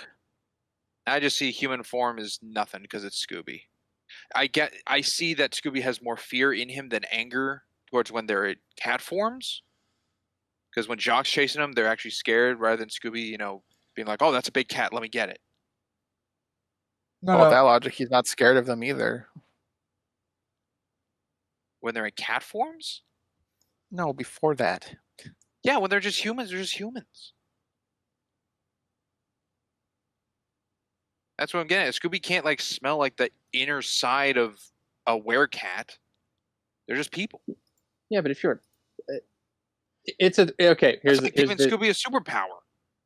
No, but here's the thing. If he's never been aggressive, to cats before, why do they have it in this? If not because the bad guys aren't like werecats. It's a weird thing to add in and just kind of do nothing with, other than he chases cats around for 2 or 3 times. I can see it as a hint of Scooby's the good guy, he's the protagonist, and he doesn't like cats. It's like, oh, are cats the bad guy? Because the cat's also kind of a mind of teasing Scooby into the log and sticking their tongues out of him. They kind of have intelligence to themselves, so it's kind of like the cats are the bad guys, and it's kind of just like an early on, I guess, foreshadowing. But I don't see it as Scooby going up to Lena, sniffing her leg, and being like, Shaggy, rat. And I just feel like they could have done something. Like I said, I don't need them to know they're bad or whatever, but something where it's applicable. That's what I need. Kind of without Scooby it letting feels on that he knows something. Yeah, I feel like I feel like for me, this personally is going to fall under an issue for me more subjectively than it is objectively, because I don't think I can measure my issue with this one. It's just it feels like a setup with no. This one feels like a setup with no payoff, but there's no this setup is just Scooby hates cats, and that can be interpretable, and so I think this might go under my subjective as far as an issue is concerned. Annoying for me because werecat, it's just a werewolf but a cat, right? At this Obviously, it point, doesn't have the silver bullet rules and whatever, but you know the thought process going with. And I feel like almost everything I see with werewolves, they are detectable in human form. Like Twilight, they have a stench of being a werewolf even when they're human. Pheromone. They're in Yeah. human form. They're not werewolf form. They're in human form. Um, there was I just had one. Shoot, what was the other werewolf? Oh, isn't it the It's American Werewolf gone. in London? They talk about that a little bit, where he gets in like dogs bark at him and stuff. Yeah, I feel like in so many depictions of werewolves, they are detectable when they're not werewolves. So it's weird to have werecats where we have an animal that hates cats or at least likes chasing them, and there is no detection for them. I feel like it's an outlier for what they typically represent, and I would feel like I would need an explanation for that outlier. Interesting. Like I said, it's not the worst thing for me, but I like the more and more I'm thinking about it, I'm like I feel like there should be at least something, and it would kind of make the whole Bo red herring a little bit better if like it was kind of a little bit more evenly split. Like or like oh Scooby thinks something's up with like these two, and then well but Bo is all that it would kind of make it a bit more sense instead of them just being because there's really nothing on them at all, which is in itself kind of a, it would be makes it interesting. sort of obvious. Well, it would be interesting, right? I guess if I were to Yeah. rewrite the film and I were to include Scooby's detection, or like his Mhm. ability to hate cats is what tips him off about Lena and Lenore. So Scooby's the Mhm. only one that's suspicious of the two, even though everyone else is suspicious about Bo. I think that would be an interesting dynamic to play around if I were to rewrite the film a bit. Mhm. Um, Or if he looked at her funny, Simone, and then the game's like, oh, it's because the cat necklace you're wearing. He doesn't like cats, Yeah, such that she exactly. tucks Yeah, the like necklace under her something. shirt or Yeah. something. Um, it's just weird. Yeah, I don't need him to solve the whole mystery. I don't need him to like it to be obvious. I just need there to be like something where like they can like oh your dog almost discovered us or something. You should have listened or yeah. something like that, and then be like, oh, I mean, awesome. Like yeah, this fine. ties into my issue with him chasing cats anyway, because the reason I really dislike Scooby hating cats in this is because it's just so convenient for the plot that he happens to hate cats now. It's what leads to Shaggy and It's Scooby getting Peggy. Shaggy and Scooby getting separated from the group to eat in the van. It's the whole reason as to why they're segregated from the main trio for a large portion of the movie, and why he stumbles upon the grave and stuff like that. So there's a lot of reasons why I don't like the fact that he has acquired this trait for this film, and that for me ties into at least the subjective reasons why that makes this potential objective problem even worse. Yeah. Yeah. It's just something where like I now that it's been brought up, I'm like kind of it's hard to not notice it, and it's like yeah, I feel like they could have done something, not big. It doesn't have to be big. Doesn't have to be like a whole thing, but something would have been better than nothing. I If we are done with the Scooby hating cat bit for now, I got a place for us to jump to. I'll just go with I think it's fine. No, I see what Sinister says though. It could be better, but out of like a whole thing, not as set in stone. Just letting you know right now.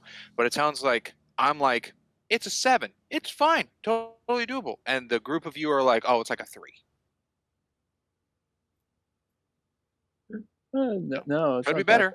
Could be bumped up, but I don't think it's a terrible thing in the movie.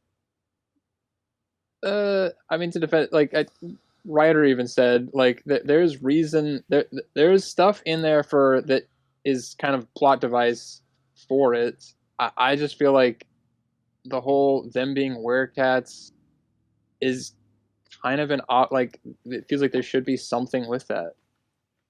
And I just see that as Scooby not liking cats. Yeah, like I said, it's just because there's really nothing before this movie on it, and it's for this movie that it's kind of a weird thing of putting it in there for and not doing anything with it involving like Lena and Jock and all that stuff. Seems like a bit of a like a oversight. Alrighty. And if you want to go to the next Writers. thing, I'm fine. One of the things I actually quite enjoyed is even though obviously Lenore Simone, whatever we're gonna call her, is the even though she turns out to be evil in the end, I kind of appreciated the fact that she's not abhorrently evil to the group as they arrive, because there's the level of like, get the fuck off my property kind of for ruining my garden. It's like, oh, you're actually here for a mystery. That's cool. I'll let you in. And obviously they tack on the evil traits as the film goes along. But I guess I appreciated they made her farm. They didn't make her cartoonishly like. They didn't give her a super cartoonish reaction. She was mad, but she was amenable once she heard the reason. You know. Well, yeah. Otherwise, she would die. Yeah, that's the trait they added on to it. I'm talking about before they added that trait on. Well, still, like, that's the groceries Lena brought back is the mystery game. That's what they're going to feed upon. Can't exactly just be like, oh man, you're so annoying, or your dog's so terrible. Just get out of here, Lena. Go find more. We only have, a single day before the harvest moon to feed upon. That was Yeah. something I had issues with, was how last minute these sacrifices were. Unless they were just going to do Bo, but Yeah, Well, it it's feels weird. like kill you one mean- person. Well, see, that's the thing, right? Wait, It's you weird mean that last minute to do it, or last minute to find them? both. To find them, if you have like 1 or 2 days left, why do you need to wait? Why not get someone or a group of people a week in advance and tie them up in the cave or whatever scenario? It's last minute for their lives. They're veterans at this. Why wait last minute for it? Yeah, it's weird You that think? they don't have Bo's voodoo doll. They had the gangs first. Yeah, Bo shows up later out of nowhere. Well, Bose could have just been in a different place. All right, that would fall under convenience. I'm that's a little much. Well, it goes with Velma's. We don't know which one was made first. I would think wisely, like Bose should have been made first. It's just not with the games. But Velma's is used first in the movie. Yeah, isn't Lenore. That was a cool detail. Isn't Lenore and Lena in that scene with her, or am I missing No, something? Lena is not in the kitchen. All right. Yeah, I didn't think I thought one of them was missing. I wasn't sure. Yeah, and I don't really know why they did the levitation bit, because they were already kind of thinking ghost anyways. But I guess something Well, just to add on. if Velma's the brains and Velma found something that's like solved the mystery already, then they would leave. So let's maybe give them something that they can't solve. Yeah, my that's kind of my line of thinking with it. I think that's incentive. That's supposed to incentivize them to stay. Okay. Yeah, it would be a little convenient, and they don't really explain it, but I could potentially see that. Yeah, if Velma's solving things real fast on what's going on, that usually like scare a tourist to stay and something showing off her smarts. I think it would be like the next step. Let's do something they can't explain. Yeah, I mean, it does make sense because they're like, oh, you're not happy, but it does still seem like they don't know who they are, which is the interesting part. But That's okay a little, because when Daphne introduces herself, Simone says we don't have television on the island. yeah, Now, Bo No. being undercover and being brought in after a couple months, yeah, I feel like I agree he would know of the mystery game. But Lena and Simone, who are on the island at all times after 200 years, yeah, I'm totally fine. They don't have a Well- clue who these people are. Well, they specify they don't have a TV. That's what I'm saying. And we don't really know how world famous they are. I mean, they need a The talk Chris show could be a local televised That's true. In show. this world, we don't know. but so- Daphne has a TV show that's pretty popular too. Oh, that wasn't. a weird issue I had. Maybe I'm bringing up too much with it, but Chris said your syndication reaching show, which is Oh going yeah, for its no, second yeah, season, yeah. syndication happens after 100 episodes. So Well, these are season 100 one was episodes of over first 100 season. episodes. Yeah. Wow, Crimson, you She's- must be a fan then, because you hate it when a she's show only has 8. Yeah. maybe she was referring to the Scooby-Doo show because that had definitely over 100 Oh, episodes. Well, yeah, but then that Uh-huh. would imply that Fred had a camera every mystery. No, I know. Yeah. no. So No, because it I was think about they were Americana. just making it sound like she's very successful by using fancy terms, but syndication is 100 episodes. So her Well, saying season 2 is what's to say Daphne Coast to Coast doesn't have 100 episodes? It could imply more into writer's 5-year time gap. Yeah, but you wouldn't segment it like that for a season. It would, I mean, maybe like with those like If each Discovery episode's Channel a different shows. mystery, on their way overnight to get to New Orleans, they ran into 4 mysteries. that's a TV show. You got to get time slots. It's not like you can post it on YouTube. It's a televised show that has to be Well, yeah, slotted but in. it could be the thing where it's like you have 20 minutes of footage, or even less than that, maybe like 10 minutes of footage, but the show is like just talking about the history and then interviews with the people, and that could really just build into a whole episode of a show. I'm not saying she's lacking in content. I'm just saying with over 100 episodes in one season, I've never heard that in anything. I've heard like 50 something, like 52 a season because How many, it was a show that came out every week, and I was then gonna say, how many episodes are in a season of Days of Our Lives? Well, that's different. That's a soap opera. It's still a TV show. Well, they're not yes, broken but into seasons. Oh, yeah, it doesn't have seasons. No, it's just episode number. Oh, yeah. Soap operas don't really do seasons. And I wouldn't say a ghost hunting show is the same as a soap opera in terms of okay. how they operate. Oh yeah, still, but I'm just saying episodes in a show like One Piece. How many episodes are in a season of One Piece? Isn't that like known wide as like thousands upon thousands of episodes? Yeah, Not but in not a in a season. season. It's just like it's like 18 seasons, 20 seasons now. but like okay, like it's a Discovery. If what she's talking about, because she's talking about like I'm assuming like a Discovery Channel TV show where it's like you go coast to coast or whatever, going to places and everything.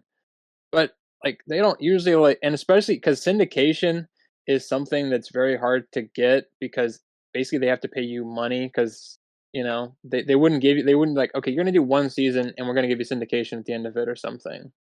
Like it's not something that they they intentionally kind of plan stuff so they won't have to do it unless they're making a lot of money because it's really expensive to get people syndication. 61 episodes was season 1 of One Piece, which is a lot. That is a lot. It's not 100. It's actually the It is a most I've lot. heard of a show. 61. Yeah, animes and stuff usually have a lot of. They got long seasons. Yeah, certain ones, not all of them, but certain ones have like 20, 30 plus episodes per season. Hulk, but no, it's like I said, it's not like world breaking or whatever. It's just it's a weird thing to say. They could have said like you're on your 3rd or 4th season and you're syndicated or whatever or something. It's weird to just be like you're on your 2nd season and you're syndicated. Huh. I just looked it up. It doesn't seem syndicated has to be 100 episodes. For network That's kinda television. Well, a television program being shown can be on different television networks or even something that isn't a television network to be connected. It's just the program of whatever it is. Yeah, that So it could've happens been when like you a hit web 100 series. episodes. Now you're just talking about licensing. That's not what syndication is. Syndication is you can play it back to back to back, rerun it basically for forever. You know what? I'm at the point. Cool. It wasn't. I mean, it wasn't even that big of a thing. It was just. They used a Yeah, just fancy a- word in the cartoon. Cool. Yeah, they. Yeah. Okay. All right. Let's see. What is? It's not, completely different. Like side track. What the heck is Velma's stores called? Her bookstore? It's like Mr. Ink Dinkley's books, Mystery, wasn't it? yeah, books or No, something. thank you. You proved my example. It's got 3 different names. Yeah, she says Mystery Inc. when she answers the phone. Right? That Isn't was the only something when she time I answers the heard it. What phone? was the other time she said it? Yeah, on the phone she Well, said on the Mr. Ink phone, books. Mr. Ink. The sign outside the door says Velma Dinkley's book, books, Does it say just Velma? books, just Dinkley's books, and then on the glass on the store it says like Dinkley's bookshop. I'm going to it. Hold on. Yeah, I didn't Let's look at see. signs, so I'll take you at your word on that. If it has 3 It different does names, change like 3 different times though. yeah. I mean, I could buy it if she's like still making her own, like she hasn't changed what it says like in the phone book or whatever, because this is the '90s. Phone books are still a thing. uh, so like it would still be the old store's name, so that might be what's going on there. But that's the only other that's an inference based off of what I've been given. So the title on the window, written on the window, is Dinkley's Mystery Bookshop with shop SHOPPE, and then the sign on the front of the door, like hanging over, says Dinkley's Mystery Books. But I think she answers it Mystery Inc. Yeah. She answers the phone Mystery Inc. Interesting. Which I'm okay if Mystery Inc. Bookshop might just be because she's reminiscing on TV, so she just offhandedly just says Mystery Inc. But otherwise, it is a problem. That's if we're not going with that idea. I just don't know which one came first. The chicken or the egg? Yeah, I don't know. People are All calling seriousness, yeah. Dinkley's bookstore because of something on hand, because she's on the phone talking about books they have on hand to a previous customer, and she answers it Mystery Inc. bookstore. The customer could think they're calling a different place. Yeah. And just be like, oh, my apologies, and hang up. The convenience is it's Fred, but No, I agree with you. I've got it is weird. Yeah, I've got a tiny little bit of a friendship moment I think that I quite enjoyed, which is I think when Daphne was like wanting to get a shot with a camera for her show, and Velma just kind of wordlessly steps out of the way. I think I appreciated that because they're still. It shows that they're still friends vibing on the same wavelength, which is neat. Tiny little note thing that I liked. I also like that. Yeah. That's nice. it's pretty neat.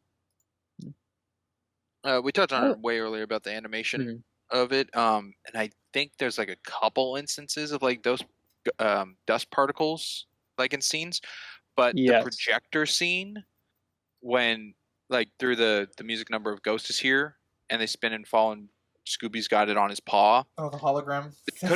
It could have just had a lighting difference, but the dust and like film grain they animated into that was very detailed.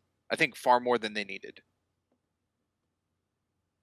That is Japanese animation for you. Sometimes they go a little bit further than probably they need to. They like to make it look good, unless it's intentionally supposed to look bad. Yeah. I think I kind of touching on animation again. If we're in there, I really love like the whole way they're going around uninadvertently solving all these mysteries and everything before they get to the the haunted house.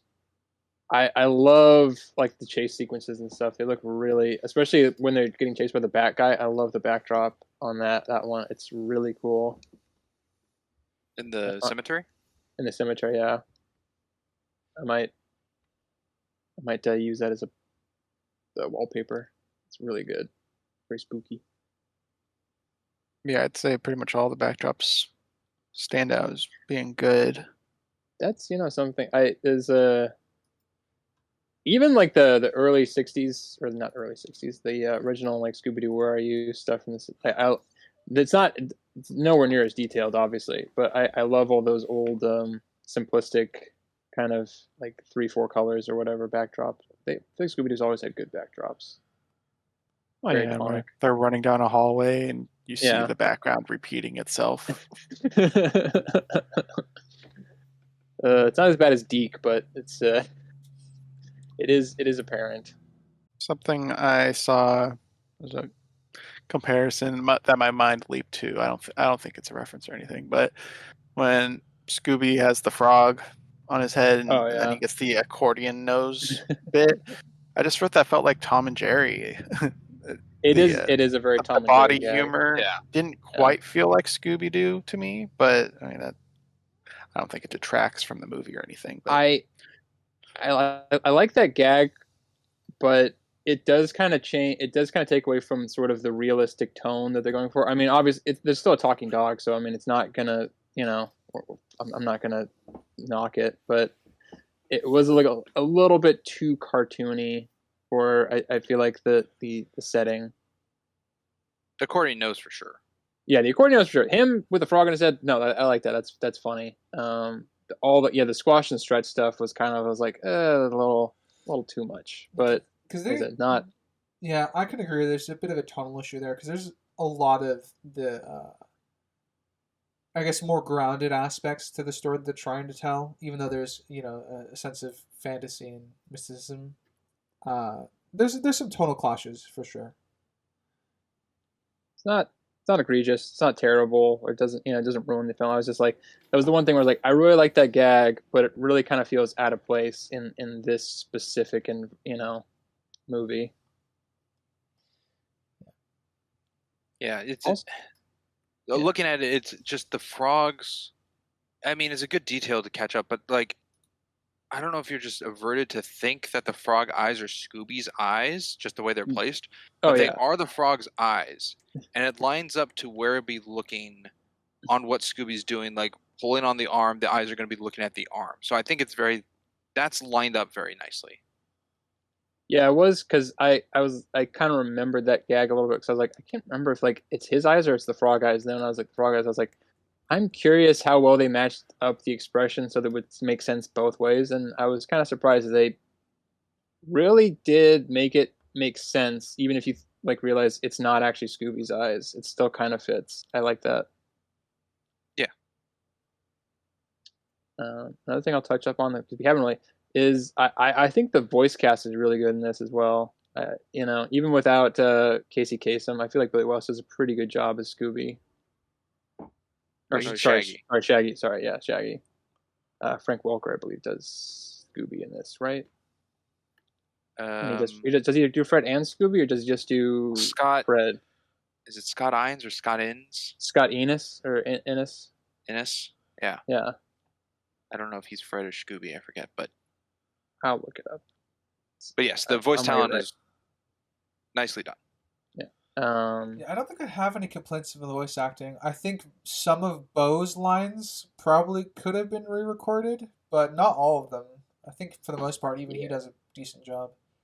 Cam Clark. Yeah, Scott Enos is Scooby-Doo. Billy West is Shaggy Rogers. Mary Kay Bergman is Daphne Blake. I really like her as Daphne. She did, I think, the first 3 of these VHS before she passed. Well, she passed, I think, on the second when they were. Oh, and then did go to what's her name? Gray Delisle. Gray Delisle. Yeah. Frank Welker is Fred Jones, and B.J. Ward is Velma Dinkley. I don't think she's a voice actor per se. No, but she's done a bunch of voice acting. Never mind.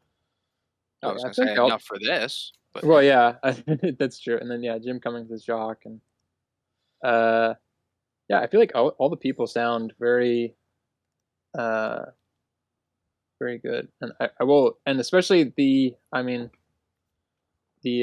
Louisiana, New Orleans accents are pretty good for the most part. Pretty spot on. Yeah. Yep. Definitely screams to me New Orleans. Yeah. I've got a cute I guess, through line that I liked. The moment that Fred talks about Lena being hot, like after she's walked off, Daphne is the first person to speak after that. And then when Daphne talks about how she thinks Bo is good looking, Fred is the first person to speak after that. Yeah. Just tiny little script things I guess I appreciate what they're doing to build the two Will they, characters won't again. they? Yeah. No, it's good for their relationship connection. Keeping their dynamic going, I guess, in a sort of cyclical way. Yeah, I really like the line of Daphne saying, "I think we should split up," and Fred's like, "Great idea," because he always does it. And Daphne goes, "I'll go with Bo. Bad idea." Well, again, it's layered. Obviously, she finds Bo attractive, but they're also suspicious of Bo. Well, at least he and Velma are at that point. Yeah. I couldn't tell. Was Fred and Daphne in a relationship or just a friend relationship? That No. was I couldn't something I was tell. going to touch on. I was like, if I felt like early on they were kind of making it seem like that, but then with all the Lena and Bo stuff, I was like, I guess they're not. They're just work colleagues. Yeah, I don't think they're in a relationship throughout the entirety of this film, but they have feelings for each other. Okay. Yeah, I couldn't tell either way because I felt like I think if I was to pick, I'd say relationship, but I could see it go either way because I saw like them pointing out Lena or Bo as like jabbing at each other as fun little pokes, but I can easily see it either way on it. Yeah. I can tell you this, Crimson. I wouldn't try that with yours. That probably won't work out for you very well. Noted. To my Fred. Yeah. You're Fred. Yeah, you're Fred. So I guess I can see what you were saying there, Crimson. I think I wrote down like, oh, are they together at the beginning? And then I wrote down later, I'm like, maybe they're not because the teasing and poking at each other isn't like amusing to their partner. Like they're not bickering, they're not bantering over it, which is kind of what was a highlight to me that they're not together. They just have feelings for each other. Because there's a thing where you can if you're in a relationship, right, and you call somebody else attractive, and then you start bickering with the person you're in a relationship with because you were trying to get a rise out of them. But there's none of that fun, I guess, afterwards after they poke the bear, so to speak, which is what kind of leads me to lean into their not being in a relationship. I saw it as either way. I could kind of go. I think they kept it vague enough where it's open to interpretation a little bit, but also where you could definitely see, at the same time. Yeah. I will say something that I misremembered because I just remembered Scooby saying it. So I thought that the pig's name was Rojo. It was. I didn't really. I was like, did I misremember that? Oh, that's right. He's because Scooby says Rojo. Yeah, when the fisherman said I lost my mojo. Yeah, I was like, no, Austin Powers. He was like, I lost my Rojo, baby. Yeah, that's what I was thinking of. No, yeah, Rojo. I was like, Rojo sounds a little cooler though than Mojo. I think I'd name a pig Rojo before I name it Mojo. Is Mojo a removable character? You and your removable character. I wouldn't call Mojo a character, but we brought up the cat convenience of getting Scooby to locations for the story. What is Mojo scare them into? It's the pit, right? Yeah, the pit where they see the Moonscar zombie first. Yeah. I guess if that was changed to cats, but then that just adds another instance of cats. Well, see, the cats led him to Mojo, and Mojo led him to the pit. So I still blame the cats fundamentally for it. But yeah. Setting the dominoes. Yeah. But I guess Mojo itself is kind of just like a shoehorned thing to me, anyways. Yeah, you could just make it Snakebite. Yeah, I was gonna say I feel like is Rojo even a character? No. Like, I mean, they have a name and they have a presence, but are they really a character? Or are they just a surrogate for Snakebite, basically? Yeah, I think that's about it. It's a hunting pig that doesn't hunt. Well, it hunts fish, which is not really doesn't make any It sense. can only hunt to the extent of where the boat is. Yeah. Yeah. I mean, the point where Snakebite has Big Mona in his net, Mojo's on the boat. Yeah. So that was what? Mojo just going to the other side of the boat and being like, it's over here? There's a fish over here. Yeah, there's a fish over here. Like, I don't know. Okay, I don't know enough about hunting. I'm just gonna, Preface save that, myself yeah. a little bit of a.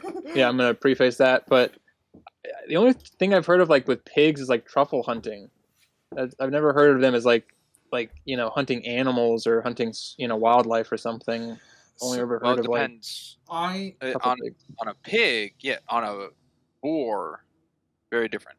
Well, yeah, but he says pig. It's a boar, but he says pig, right? Yeah, is it like a rectangle square situation? A hunting No, because pig. boar is different. I think is boar a male pig? No, there could Boar's be a- female boars. Okay, so boar, yeah, it's different then. So I don't think it's. Yeah, I don't know. Yeah, Or I are like don't know. farm pigs just called pigs, or are there like a fancier name for them that no one calls them? No, I think they're just pigs. Swine. Yeah, and they're also Swine, like yeah. wild pigs if they're not in the farm. Yeah, they grow tusks. So to I don't answer, know to answer, your, terminology to, for answer, swine. to answer your question about boars or pigs being capable of being trained to be like a hunting animal, they typically wouldn't make good ones because they're not really good runners and sprinters normally. I do think that once you get into the boar area of like pigs, they can be, because they're famously extremely intelligent animals. That's why there's so much controversy over the fact that we still eat as many pigs as we do, because they're some of the most intelligent farm animals you could ever own, pretty much. So there is definitely, I think, room for that. There's room and reason for them to be trained into a hunting animal. So looking up the difference between boars and pigs, boars are non-castrated male swine. Interesting. That's how they define it. All right. Yeah, non-castrated male swine. Well, then they also talk about hogs, and hogs are can be either male or female. The only stipulation is that hogs are older and typically huge in size. I see. So they're all pigs then. Does that have different classifications on certain aspects? Boars have longer snout. This is confusing. I don't really. Maybe I'm incorrect. Oh, then let's move on. Oh, we're not the pig podcast. I thought we were. What's going on? No.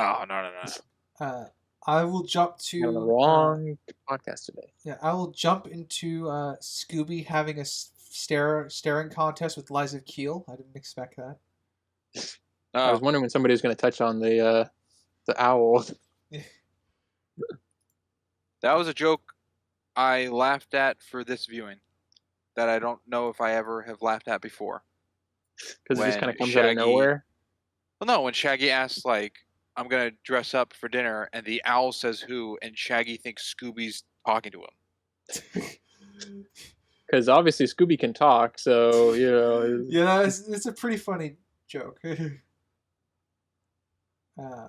I think we touched on it. I like the whole, he's got a bunch of variations of the same outfit. Made me laugh. Yeah. And then it's played up for Scooby turning his head, which I guess kind of breaks also that realism sense and more cartoony for Shaggy to say, like, do you think my outfit's going to make heads turn? Yeah.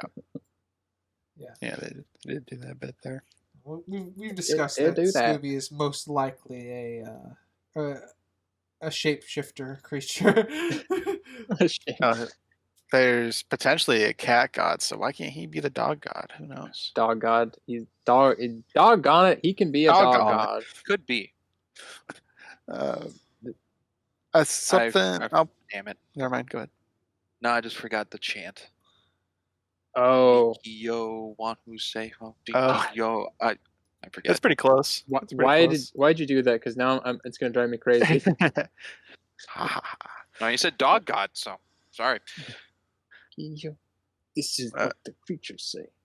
So something I had an issue with was in the pit with Moonscar. They've been trapped there for a little while. We don't really know Mhm. exactly how long. It looks like nighttime, and then when they escape, it's daytime. So I think that was a little spooky lighting, I guess, Yeah, for I the think Well, scene. spooky the light. zombie summoning or whatever just brings around a dark cloud for that green Yeah, beam, whatever, to shoot out. Yeah. For, Green for my Day, anime which is fans out a there, great point. the zombies coming somehow summons the Einstag Fliege to block out the sun. There you go. exactly, Absolutely, Ryder. yeah, that's right, Get this guy a Pulitzer Prize, dude. everybody. I've seen Bleach. I've seen Death I've Note. I've seen Yu-Gi-Oh. I know these terms. Yeah, I Yeah, get, I've I seen get all three it. of those. I get it. The anime is a deep cut. All right. uh, but the point I was going with was that they were stuck in there, and then Moonscar shows up, and Scooby runs up. Now I'm fine with that cartoony, like a rush of adrenaline, runaway. He leaves Scooby, and then we see arms come and grab him, and it's Shaggy that pulls him out. How did Shaggy pull him out? That pit was like 10 feet deep. You gotta remember these people like have like they run 10K a day, so they have really good core strength. So Shaggy just dug his Oh, toes he's on into his the dirt. toes? Yeah, exactly. Well, possibly, but well, Shugi. no, if Scooby, I don't know how high Scooby could get on his own for Shaggy to grab him. I mean, he wasn't like standing or like up against. He was just on the ground, like scared. Oh, you're right. Just loops around Yeah, him on the ground and pulls him up. yeah, from like 10 feet high. It doesn't Yeah, make any sense. Shaggy was on his toes. Well, Yeah, yeah, Crimson. This is one of those things we were talking about, where this is a cartoon logic. Yeah. I feel Again, like that one was more of a Cartoon- continuity. Well, the strength thing too, because when Big Mono squirts water in Scooby's face, and Scooby's gonna fall into the water, Shaggy can't pull Scooby up. They both fall in. Please, But now Shaggy can pull Scooby's whole body up. please, By somebody his make a toes. soundbite of Sprinks saying squirts. So on Can the we do subject. a soundbite of Sinister saying Sprinks saying squirts, please? Can somebody get a soundbite of that? We're gonna do some soundbiteception.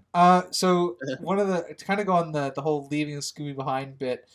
I was enjoying the end up until they left Scooby on the dock. I got Oh. so annoyed with the film when it did that.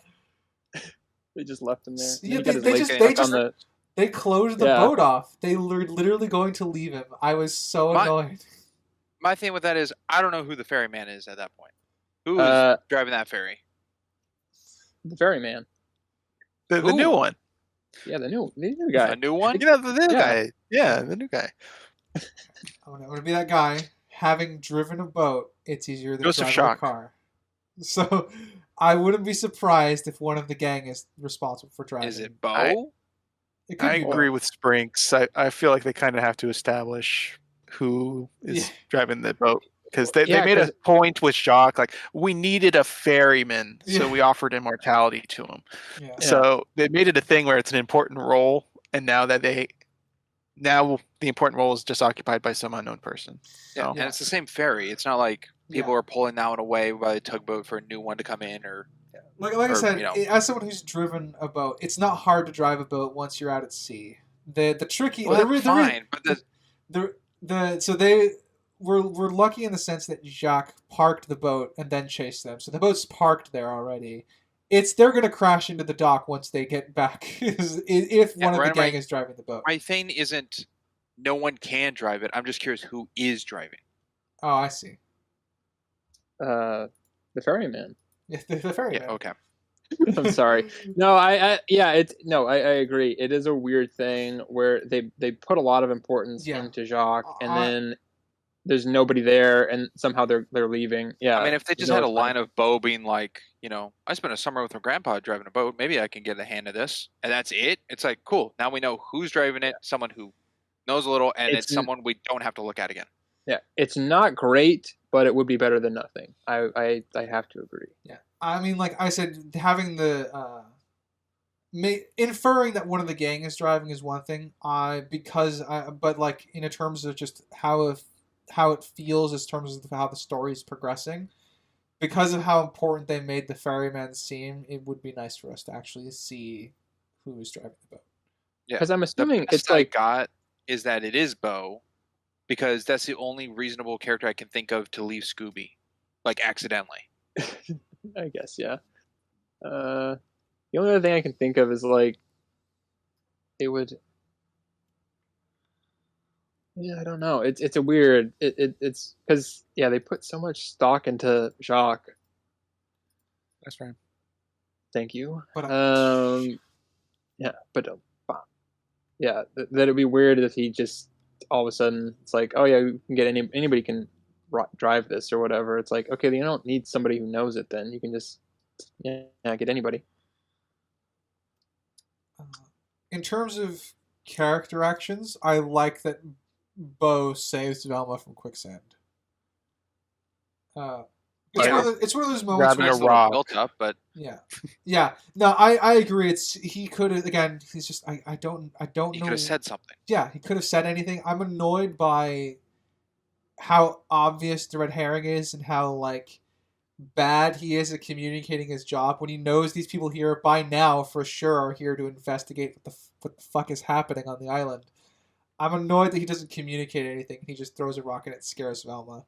But I do like the character action itself that he does save Velma with a rock. I have plot issues with it. it. Could have been it could have been executed better. Yeah. Is what you're saying. Yeah. Yeah. I do like her response of saying this doesn't change my view of you. Yeah, that's a classic Velma right there. Because it would have been annoying if she's like, "Oh, okay, you're not a bad guy after all." That would have been really annoying. Yeah. I'm happy she stays in character for that, and I don't know. I would just prefer something more from Bo here. Just a quick I don't. back Well, or actually, response to that. actually, you shouldn't have said that, Crimson. Okay. Because earlier she was they were complaining about Snakebite, and she said, "But he saved you." That's Yeah, but she didn't suspect him of anything. I am just saying. No, I see the parallel you're trying to draw It's a there. good pitch.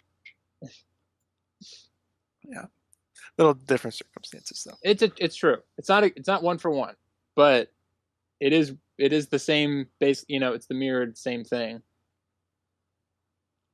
Yeah.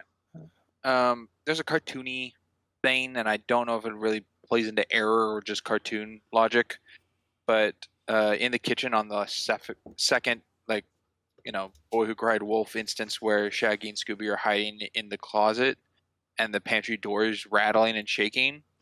They're not anywhere When it's near it. opened, they're in the middle of the room. I'm leaning more towards cartoon, but Is that your final answer? could be either way. Personally, final answer cartoon, but I didn't make it. I don't know if that was an error or intent of a cartoon. You didn't make this? aesthetic. Why are we covering this then? Was I born yet? What year did this come out? 88?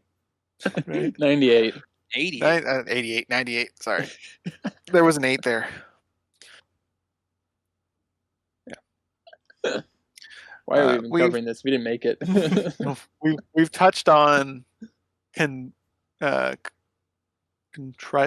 There we go. Conveniences, Yeah. contrivances. Conveniences, With the contrivances. cats and Mojo pushing the plot and stuff. And I feel the same with Lena with her introduction. I really wish there would have been a line of her like tipping them off to come here instead of they're just sitting there talking about we need ghosts. And then Lena, I'm looking for humans to sacrifice. I'm glad you're interested in ghosts. Come to my place.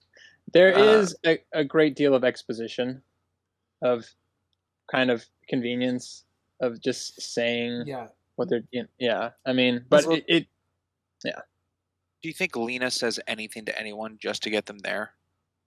Like the mystery sure. game, it's like the voodoo doll and the ghost of spirit. I mean, the ghost of spirit may have gone out of the way, but like something in that instance of a tourist to make them stay. Like normally they would just be like, "Oh yeah, just welcome," and unfortunately the ferryman won't be here back till tomorrow, kind of thing. And yeah, you want to see this cool historical site where there was Civil War barracks and stuff? Come check out this place. It's cool.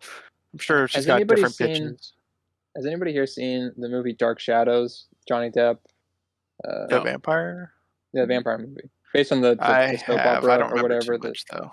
Okay, because in there they have like the villain or whatever is this immortal witch, and and she's basically she just says like because she's immortal she would never die. She's like, oh, I'm the great great granddaughter of whoever, so she's like the daughter of herself basically, like over and over again. Because obviously they've been doing this for like 200 years, so Miss Lenoir and Lena, people would have seen them around if they had to keep coming ashore and getting people to come in. I don't So I know. would have Does kind of, Simone ever go to town? well, not Simone, but Lena at least, Yeah. like they would have, because they would have had to explain themselves because they own land. That's fair. Unless Like like every 40 years they trade off. Shock, you got it this time. Next 40, Yeah. Oh, that could be it. Lena will do it. They just swap up each other's roles. Wait for the Potentially. I mean, population there's to no move and die evidence. out. Yeah. No evidence of that. It But just seems like it'd be such a small environment where eventually somebody would catch on. yeah, small They community. did. I mean, They sent Bo. yeah. Well, I mean, well, do you yeah. see how many zombies there were? They took out a Yeah, lot. that's true. It took- Well, I'm not even saying like they would have caught on that like they were killing people. I'm just saying like they would have caught on that like, hey, these same people have been here for like a lot longer and they look the same. Like maybe we, No, I agree. I think that would have needed The a facial line remedies of the those rotation peppers. thing. the facial remedies. Yeah, there you go. Ryder, you got a point to go to?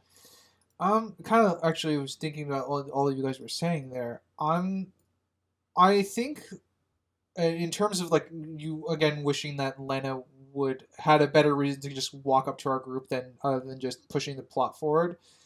I think I've been thinking about a way to kind of how better to ease Remedy Lena. it. Yeah, better to ease Lena into the plot.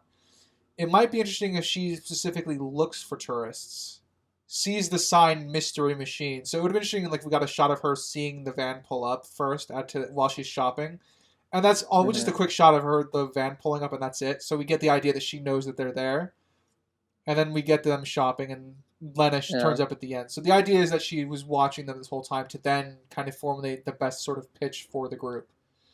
Yeah, I'm assuming what they were going for was that it like the least amount of interaction she has, the more believable it is that there's nothing wrong, or that they're not the main. Yeah, that would definitely raise suspicions. The pitch that I'm giving, absolutely. But I think it might help her ease them into the plot a bit more.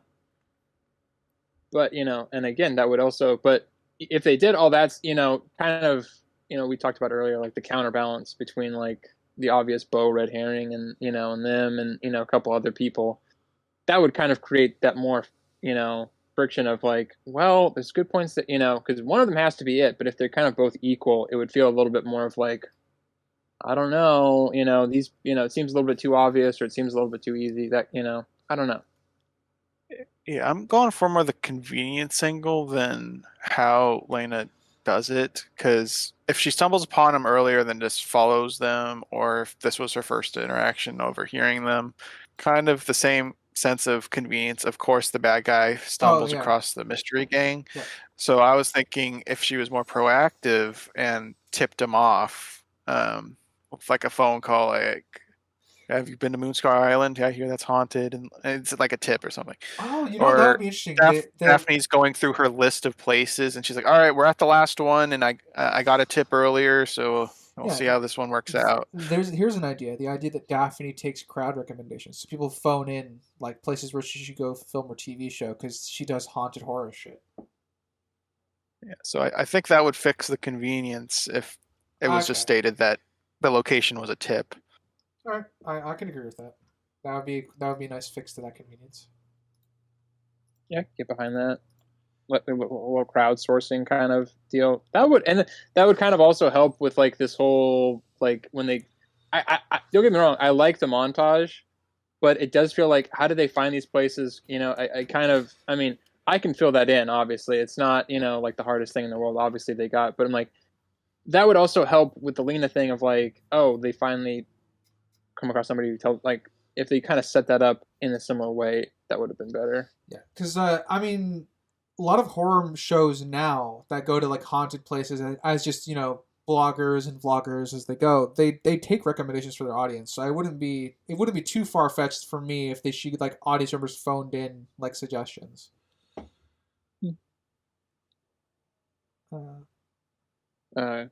Franks, what do you think about the whole thing? I think up to the point of Lena inviting them to Moonscar, it would help if Daphne said something like, "Oh yeah, we've heard about it, but there's no way to contact you or any way to show more remote of the island, like they don't have phones or anything."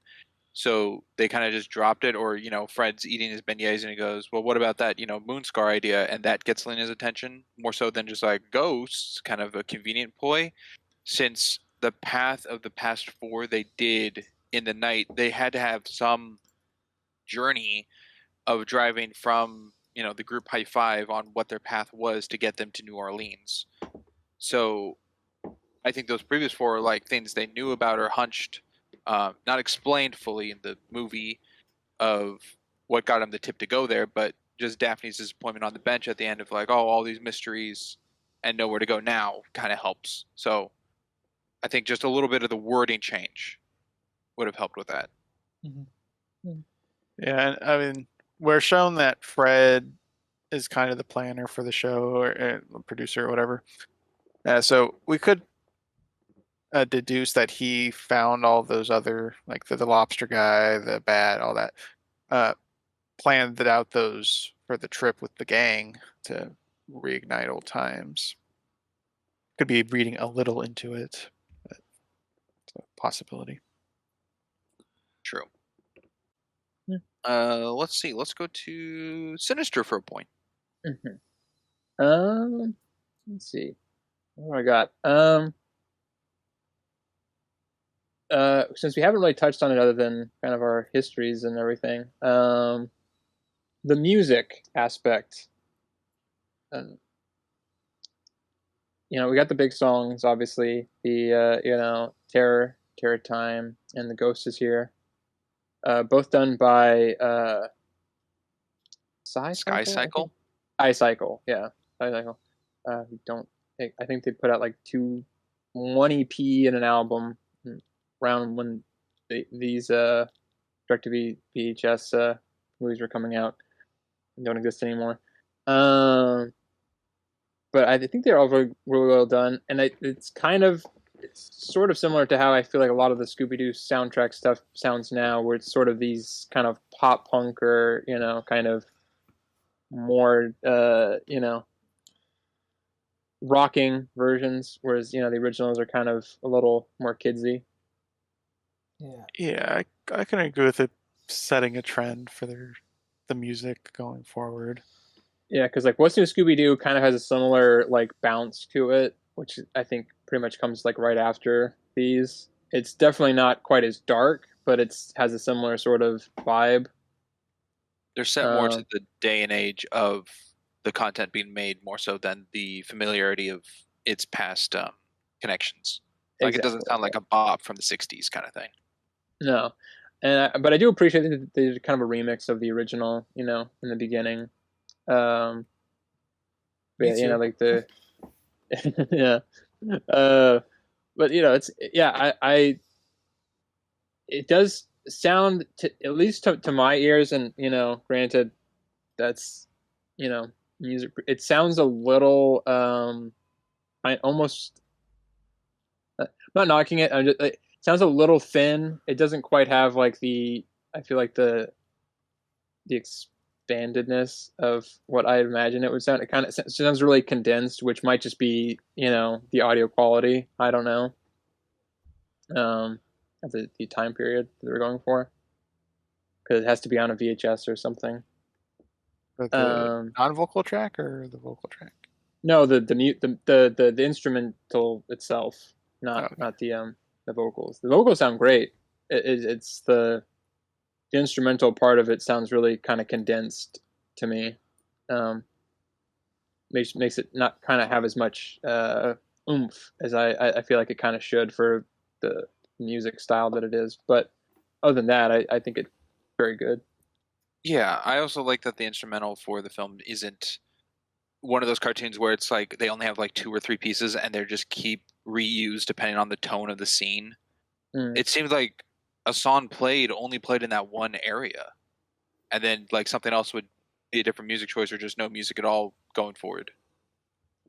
Well, yeah, and it's definitely different. I mean, it's kind of a breath of fresh air because a lot of the other versions of Scooby-Doo use canned music with, kind of where they reuse a lot of the same stuff throughout, the da da da da da da, or what I'm not doing, but if you listen to it, you know what I'm Yeah. talking about. Yeah, like The songs of feelings. yeah, the da da ba da da, as they're walking around or something. Yeah. Like in this, the Mojo chase, that song is different than the chase with Jacques. Yeah. Two chase scenes, two different songs. Mm-hmm. So I agree that they had a variety, didn't reuse too much. Definitely If took any. more of a movie approach than a show approach. Yeah. I definitely recognize this is a me problem, having listened to this conversation. And I love Terror Time, so I'm gonna preface that too. I thought it totally clashed with the film and what was going on in that moment. Mm. You didn't think it was scary enough in tone for the terror of running? I mean, like I said, I love the Was it song, too but upbeat? it just didn't fit the tone at all for what that was happening just like seconds prior to the song. Yeah. It kind of felt like it came out of nowhere, and as a first time viewer, that threw me out because I thought the first insert song, "Ghost Time," was it the one when they're playing Ghost through is the Here. Ghost is Yeah. Here while they're playing through the montage? I actually thought that was very fitting. I enjoyed that one, and that one didn't feel like it clashed with the tone. And again, I settled into it. So like about Yeah. a 30 seconds in, I'm like, okay, all right. I had to kind of get back into it again. I settled back in for what I was being given. But I admit Yeah. the tone shift really knocked me out of the movie for a bit there. Ryder, Yeah, I get what you're saying, and I think it's definitely purposeful of the movie for the sake of breaking the part of like a kid thinking it's too scary. Yeah, Like no, running that out, like they continue with the scare.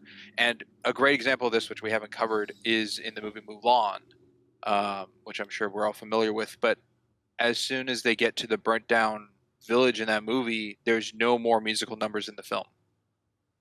Yeah. Because the tone's different. Like that's no longer that kind of thing. yeah, I can agree with that. So like I absolutely recognize that this is probably here for kids to kind of remind them, oh, we're watching a Scooby-Doo movie, essentially. Yeah. Which I feel is also scenes with like the owl scene. I think that's break to go to the humor of it than the mystery. Just to get more bits of like kids laughing at it than being like scared or too much mystery or I think what would have helped better as an introduction to the song is something goofy happening organically first. Like, this is a horrendous example, but you know how Shaggy and Scooby always they always run like hovering over the ground side by side sometimes? Yeah. Yeah. If they were kicking up dirt and staying in one place, they would have a little bit of a goofy, cartoonish effect. And I think that leading into the music would have helped. Fixed, I guess, the tone shift for me. Because everything was organic sounds, for what could be organic sounds in an animation, up until the music kicked in, I think introducing the tone shift with something or with a little more organically would have helped shift into the music a bit better. I see.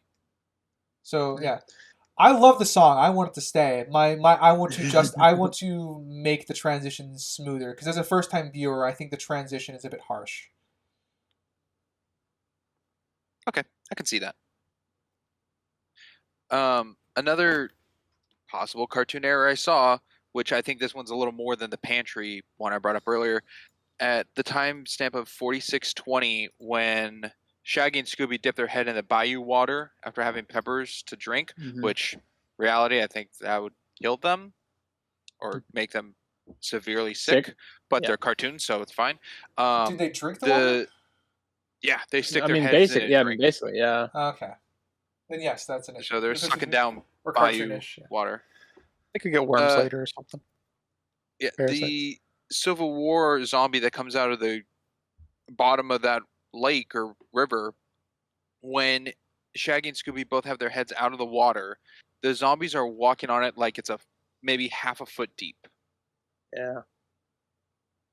And I think that might be an error, because it previously just showed the depth of that Yeah, it was river. deep. Yeah. I see. All right. Yeah. That's fair. I can agree. I didn't notice I just that. want to, because I feel like I agree with you, but now looking at It it, I'm seems not, right. I need to see Because it. you got the revealed one, and then there was one behind him even further back, but that one's in shallow Walking up. water, even though it's further I think- away in deeper water. I think they even have the Civil War one that they see come up. He's rising out of the water. He's not like crawling off the sides to come out of onto the shore. It's okay. It's weird because there's one shot where it looks like considerably deeper than the previous shot. I think is kind of where the problem is. It's just inconsistent with depth. It's just inconsistent. Yeah, I mean, it's still it's still an error. Regardless, it's still an error. It's just a little bit. It's just a different kind of error, I think.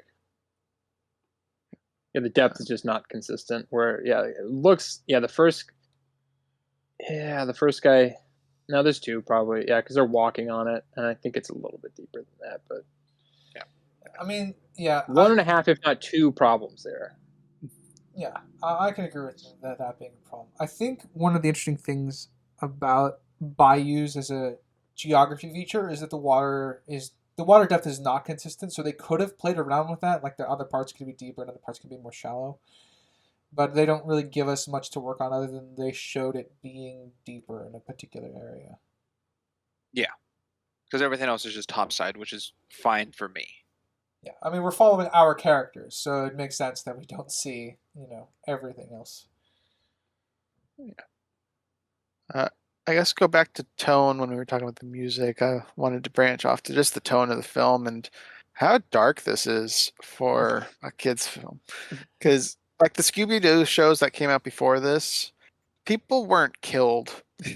There weren't dead people. People were either missing or people that were dead ended up being like the monsters because they're trying to scare people away or something. Yeah, exactly. No one's dead in Scooby-Doo. These zombies are actually dead people that have been murdered.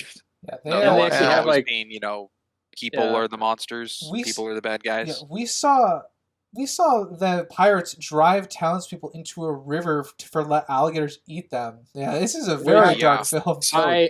Which I will say, just to touch on, I want to go back to the whole dark part, but that did make it kind of weird because then, so the pirates are the bad guys, but then they're also the good guys because they help, but they did deserve to be killed. I'm not saying the pirates are good guys, but they should have killed them all. Well, it's kind of like Pirates of the Caribbean. They just want to die. Yeah, that's true. They've been cursed. They start off as like the bad guys, but they're doing it just so they can be done. But yeah, in terms of the zombie selves, it's very dark. They could have just left it where the people go in the water and then you get the alligators jumping in, but then they do the zoom out where they're watching the gators get closer to them. Yeah. They're like a couple frames away from just them getting eaten. Yeah. It's crazy. And then we get to see Lenore and Lena's reaction to it. It's definitely dark. I really appreciate, I guess, the mature tone a lot of the film had, because in a weird way, if you had grown up on Scooby-Doo, you would be very familiar with it being very child friendly. So this would feel like the next step up. Like you feel like you would have matured with the show if this was the next thing you jumped into after one of the more childish shows. Yeah. Well, it's something that I find interesting. This might be, unfortunately, I might be taking a fact from somebody for the next one, but you can just swap me in for that part. Who knows?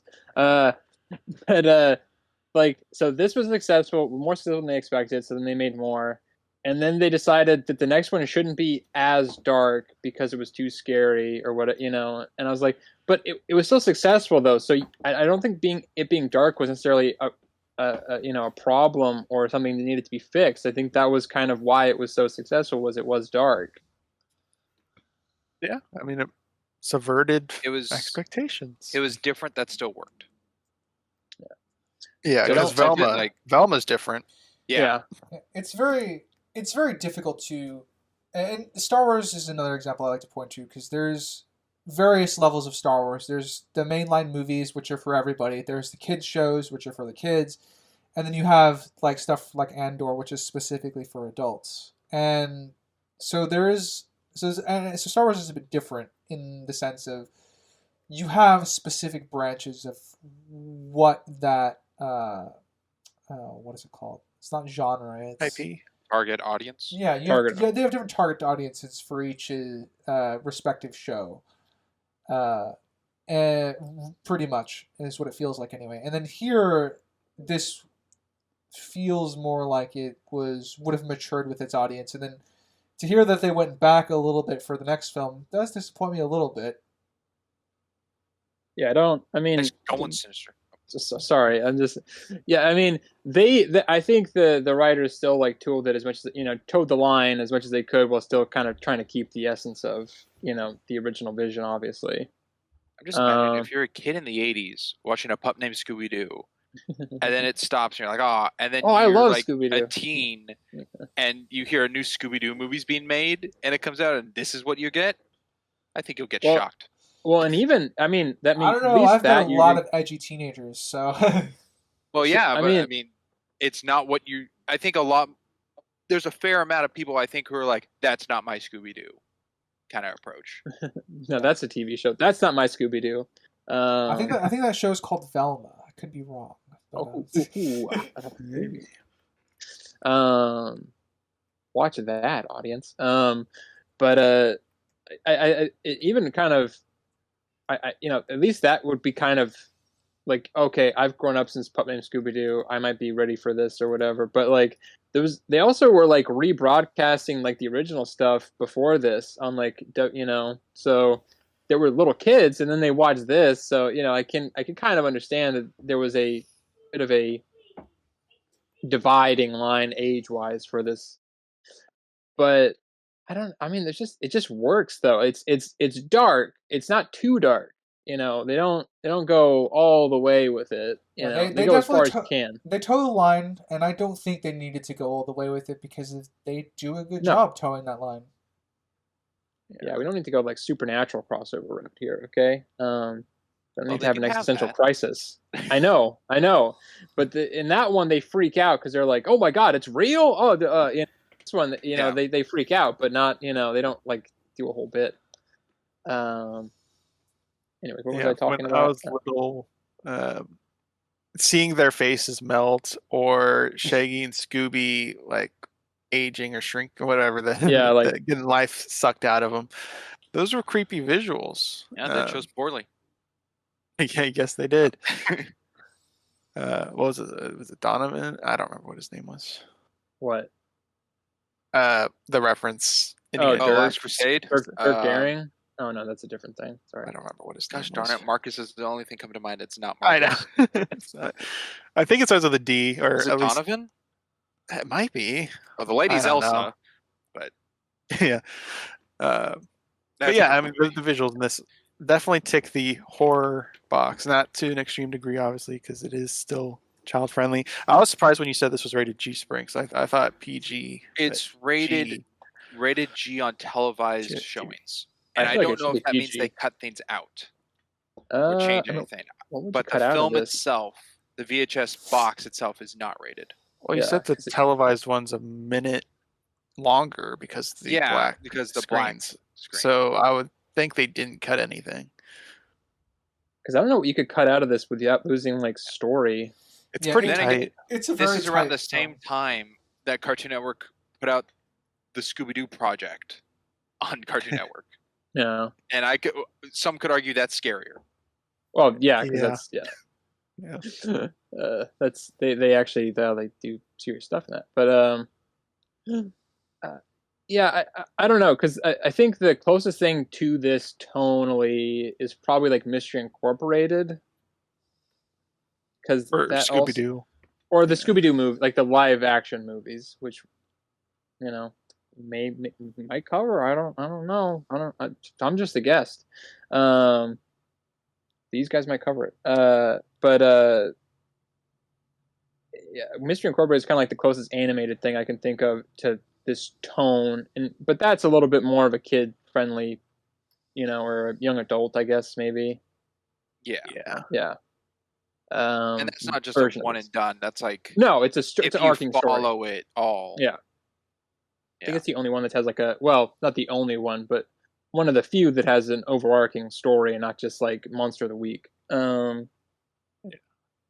I don't know. I kind of would like them to do something. Doesn't have to be exactly like this, but something, similar to this again, I think would be kind of interesting, just because I feel like enough time has passed since then that you could kind of subvert it again in a new way. I don't know. I think there's an audience out there for that. I mean, we watched it. We liked it. Yeah. I guess We don't like anything. Especially me. Something point out earlier that we would dive into is these dolls. Yes. Ooh, the dolls. Yes, I did not know what voodoo was until this movie. The magic wax. Or whatever. Yeah. Yeah, that's why'd you have to bring up the magic wax? So I guess my first question: do we need to know where they got the bonding material for Bo, for his doll? He's worked there for months, as she said. So I think that's enough time to get something. Okay, that's enough time. They were impressively efficient with the 3 gang members that they managed to make, but I think it works. Oh, it works beautifully. The small details they have to answer it all, I think, is great. Yeah, because I think they reference it, like the cleaning cloth and then Fred's orange tie, right? Yeah. Yes. And Daphne's playing with her hair a lot, so it works very well. I think Daphne uses a comb that she leaves. Yeah, so that's all good and dandy. It's just the actual dolls themselves. Yeah. I don't know what magic wax is. I don't really need to know what it is, but I wish they said they were out instead of just saying Shaggy and Scooby weren't worth the magic wax. Made them sound a little dumb. But they're like, they're imbeciles. There was no need to waste it on them. It's the thing where that is their downside. So it's something weird where like they acknowledge it, like because it would be if they didn't say why there was no Shaggy or Scooby at all, that's a problem. But this is like a half answer. Like it's like the weakest answer you could give as an answer. They're fools, so we're not going to make it. I think it's fine if they knew where Shaggy and Scooby were the whole time. Unless they're playing with... Well, I'm like, if they knew where Shaggy and Scooby were the whole time, like if they like trapped them or confined them at some point, then it's like, oh yeah, they're so dumb, of course we can trap them. It's like we didn't need to make dolls of them.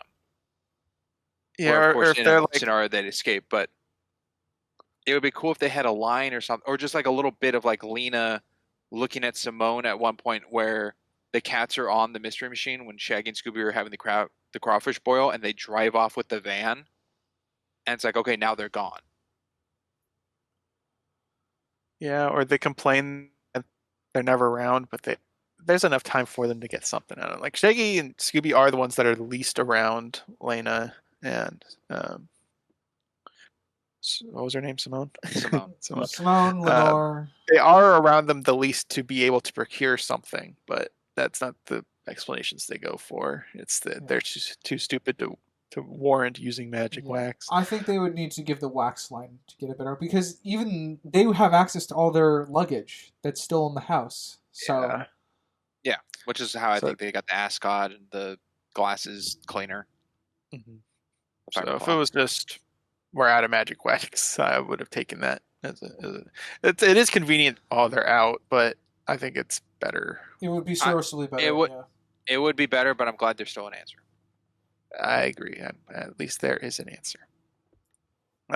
More with the dolls. Oh, let you go first. No. If you have more on the dolls, go ahead. Okay. How they operate, really, because we see when Scooby and Shaggy pick them up, the whole gang levitates. But when they pick up the Simone and Lena dolls, they don't float until they slam them against the wall.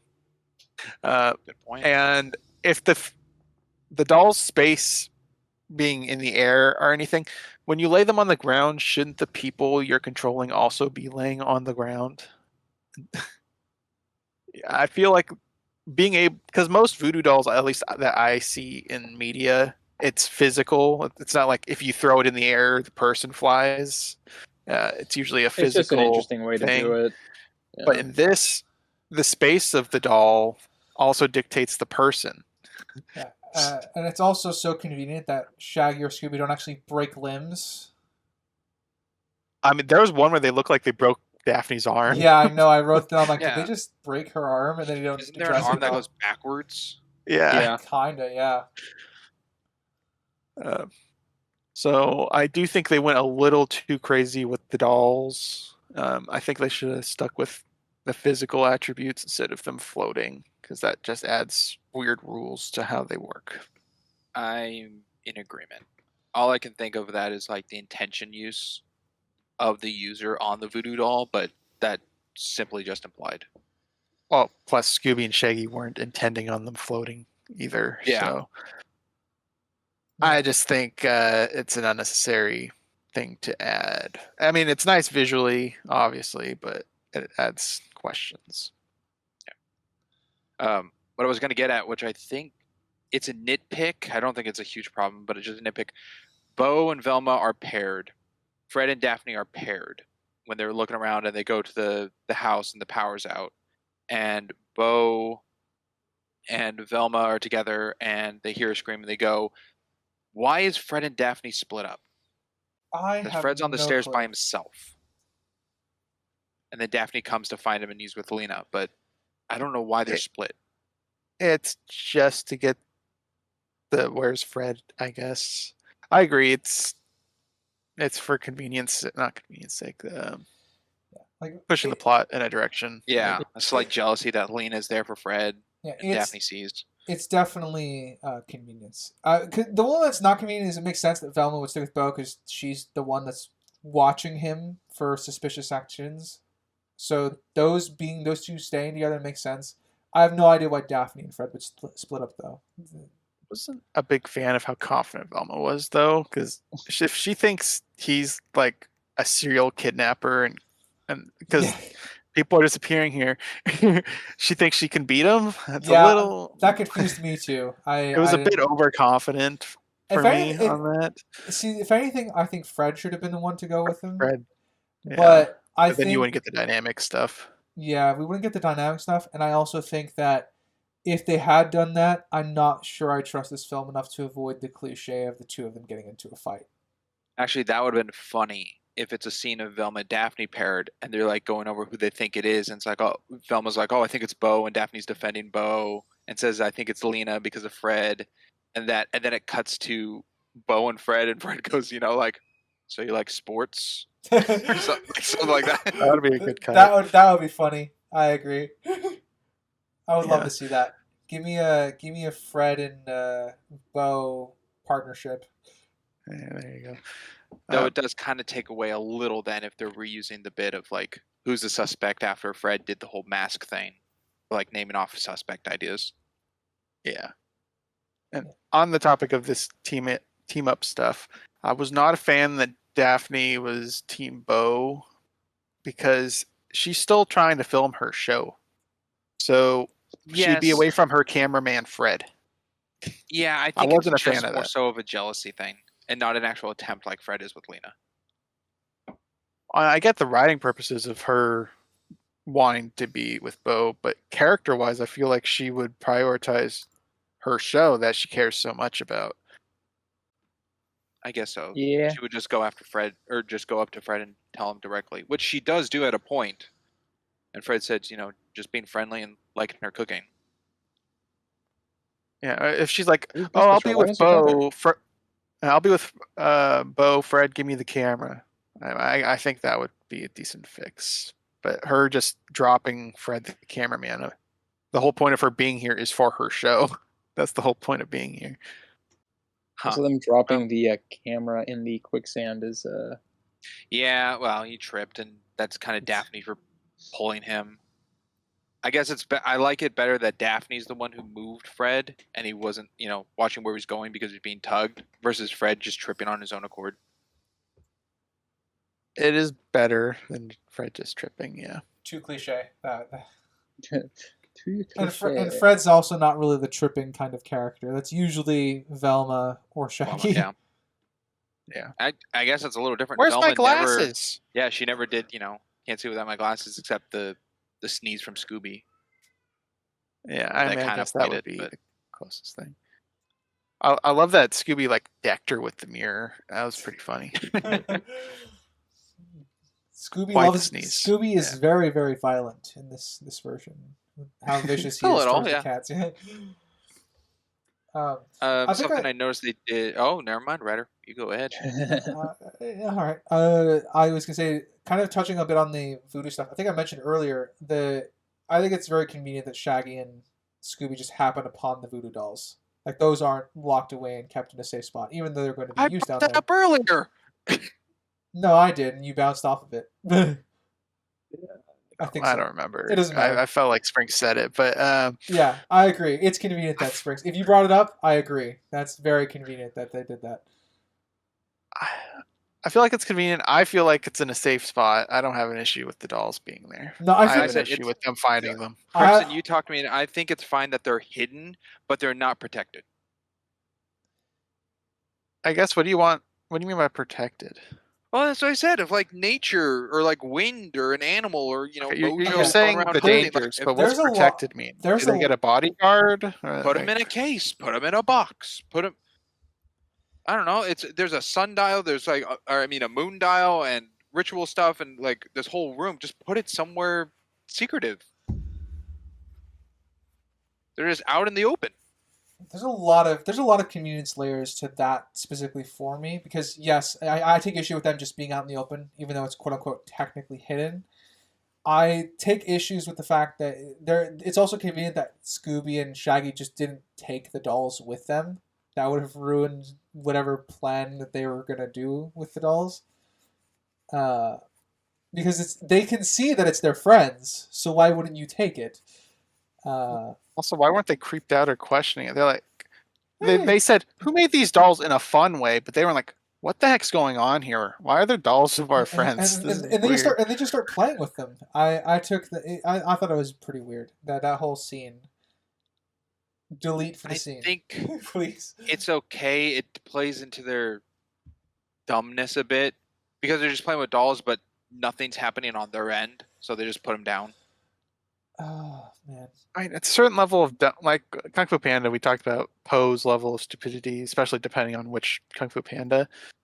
I feel like Shaggy and Scooby are dumb, but they're not like drool dripping out of their mouths dumb. If they No. find their friends made out of wax dolls in a cave in the woods, I think after all the mysteries they've been on, would be, hey, this is weird. This is a weird thing. Yeah, I think it would set off a few alarm bells for them. That's what bothers me about the scene because I think it's kind of inconsistent with their characters a little bit. I think it Even though plays they into a are the cowards, situation- they are veterans. Yeah. I think it plays into a situation if someone goes, like Velma, just finds an idea of like, oh, it's voodoo dolls, and then Shaggy and Scooby go, voodoo doll. Oh, that's probably what we found, and leads them to it. I think. Yeah, that would change a lot of the movie, though. Yeah, I think. Well, they're- yeah, but I just think Yeah. it's one of those situations of the characters. they're lucky that they don't reunite as a group. Upon finding the dolls, so like because I remember the other half of the gang, they go back to the house to start searching the house. I don't think at any point Scooby and Shaggy ever run into them again. No, After not until finding- they do the bowling strike after running from Jacques. Yeah, I think that's I guess to the strength of the film that they didn't reunite because I would take issue with them not mentioning to the gang then that they found dolls of them. You know what? I find it a little weird. What happened to Jacques? Because they make dolls of Lena and Simone, and trap them until time runs out. But where's Jacques? Wasn't he getting tackled by zombies? Yeah, he did get Oh, tackled by that's it. zombies. Yeah, he got tackled Yeah. by zombies after chasing Scooby and Shaggy away from the ferry. You know, I that thought old he- chestnut. I thought he getting was tackled back by in the zombies. cave though. He did, but I don't know. I don't remember the sequence of dolls to Jacques' return. Also, Dolls, Jacques. animation error for as far as Jacques Oh. returning on the ferry. The ferry is way too fucking small. He's a mountain of a man I didn't catch that. Yeah, But they shrunk possibly, they yeah. shrunk the ferry on his return. Yeah, they shrunk the Yeah. ferry for the shot when he's walking down the ramp towards them menacingly. No, he just got bigger in between frames. He was growing. Yeah. Right, I thought you were going to point to another thing of Jacques I found of an error when he's holding, I believe it's Jacques, when he's holding Scooby by his collar in the back of Shaggy's shirt and they both rip. And I think it's pretty consistent that Scooby no longer has his collar anymore, but Shaggy's shirt isn't ripped as soon as it cuts back to it. You see, Yeah. he ran up to his room and got a spare. Well, I have that no bad? idea. While in the cave fight, yeah. I was also going to bring it up, the dinner scene after dinner. I like the fact that Fred has the camera on him, like always ready to go when they're at the dinner. But when they go out, Velma and Daphne are in their same dinner attire things, but Fred did change. So I guess Fred took time to change clothes before they left, which I guess is fine because it transitions. Yeah, it's not impossible. He's dressing up for Lena. Yeah, no vest. Fancy. What I'm gonna say, yeah, and, to your point, Springs, with Shaggy's shirt being ripped, it's even weirder because they were consistent with like Fred's shirt getting ripped in the opening. Yeah. When, he got scratched on the back, which I rewound. I was being a little dumb. I saw it. I saw the blue under there. I'm like, are his pants that high up? And I saw it, I'm like, oh yeah, he's got a blue undershirt. Whoopsies. Whoopsies. Yeah, the onesie. Whoopsie daisies. Yeah. So I incidentally kind of found an amusing moment for myself there. He really hikes those pants up. He likes those pants? Yeah. I do like. I think it's fine, and it's not overused. But the Scooby joke, dog where one being asked. The first two are very back to back, but I guess that's in Scooby's. And then the third one's much later, like during the end bit. And I like it because it's a joke in the rule of threes, and it fit that, and it is kind of like a little past the remember this bit. So I think it worked fine. I'm not the biggest fan of how close the first two are to each other, of Scooby just like reusing the joke. I get the point. I personally didn't really have issue with it, the distance, but I could see not enjoying it. Whatever. Not, you know what I mean. Not enjoying it, but losing enjoyment that you might have gotten had it not been so close together. I guess something it's not really a problem, right? The peppers, I don't know. Right. What's with We're the finally peppers? getting the pepper talk. We're finally. So we knew it was coming. That we were gonna talk about the peppers. It's such a big part of the movie. They keep it's like it's not. This is me nitpicking. There's nothing really wrong with it at all. It's just I don't get it. They just kept going. On the one hand, it gets them to like do the scare thing where the zombies come out. That's fine. Whatever. Like that's fair. They just kept doing it like over and over again. I don't understand why the peppers. You don't understand why they're eating peppers? Just the focus on the peppers, I think, is what he's... There's a lot of focus on the peppers, and there's a lot of focus on them being very spicy. And I'm not saying that like they wouldn't eat it, because obviously they'll eat anything. But it was like they kept like doing it over and over again, and I was like, oh, maybe eventually like it won't have the same effect. But it always had the same effect. So I was like, why do they keep doing this? I guess they just like the spice. And I honestly think that they're supposed to be jokes, like just to kind of break up the tone of the seriousness of what's going on with the other part of the group. Oh, that also could be it. And I'm just saying, if like they're also on like a blackberry field, I feel like they would do the same thing, just constantly be eating blackberries. Well, yeah, but and the other issue I take with it is very similar to the cats. They went to the pond for the plot to kick in the plot because of those peppers. What did The bayou or whatever. Right or the pond? The bayou. They went to they went to go drink the water, and that's what brought the zombies out. Oh, I see. Yeah. So it's there also as a plot device. They do that a lot. Yeah, like I said, that I understand for that moment why it's there, but it was just a lot of pepper stuff, and I'm like, It would have it's not been. really like funny pepper stuff. It would have been interesting, like they keep trying to want to eat the peppers, but they keep getting interrupted. So when they finally try it, they run out and dunk their heads in the bayou, and then that kickstarts the plot. There you go. That might work better, I think, as a running gag. I really like the pepper reveal though, like the origin of the peppers, where they came from. Yeah. I think that was really, really cool. I liked tying all this history stuff into the origin of the island. It's pretty darn cool. You would. And I think obviously that's a payoff, the backstory behind them, and then the other payoff, I guess, is them using it on Jacques' eyes. um, the other than I guess comedy payoffs with just the jokes that personally I didn't really enjoy, but it seems more like child humor than anything. Child. Yeah, but I think it Child still humor. works. And the payoff was like they show a scene of Yeah. Shaggy when he stops chasing Scooby to pick up some few peppers to put in Yeah. his pocket, I guess so they didn't come out of nowhere. I wasn't saying it didn't work. I was just confused The because presence it was of how much it is. it was very prevalent, and I wasn't really understanding the necessity for it to be as prevalent as it was. It does oversaturate the film a bit. Just a bit. Okay. Just like it's not like I said. Replace it with it was a nitpick. It has not changed my overall liking of the movie. I was wondering if anybody else had anything to say about the prevalence of the hot peppers. Being one who eats hot and spicy things a lot myself, I thought it was okay. I can understand the whole it's hot, it's torturous, it's painful, but you're hungry. And they taste good. I mean, supposedly. Yeah. Something I thought was cool, once again, might be me reading into it, is in the flashback of their village, community, whatever, that the pirates pillage. We see a few cats, just a little bit of cats. But now, 200 years later, there's a lot of cats. So it'd be Population cool if it boom. was, yeah, it's just cool to see that transition potentially. Like I said, I don't know if I'm reading into it.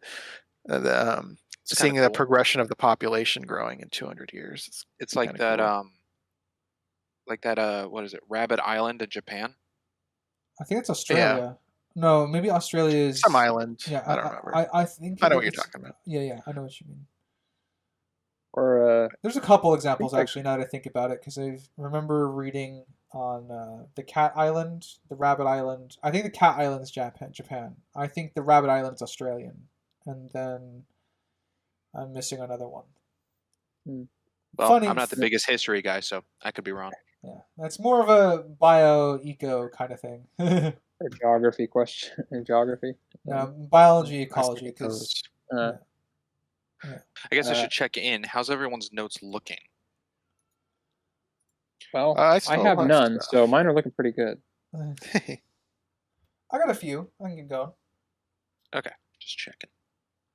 Well, let's go to Crimson. All right. Snakebite. I've got an issue with Snakebite.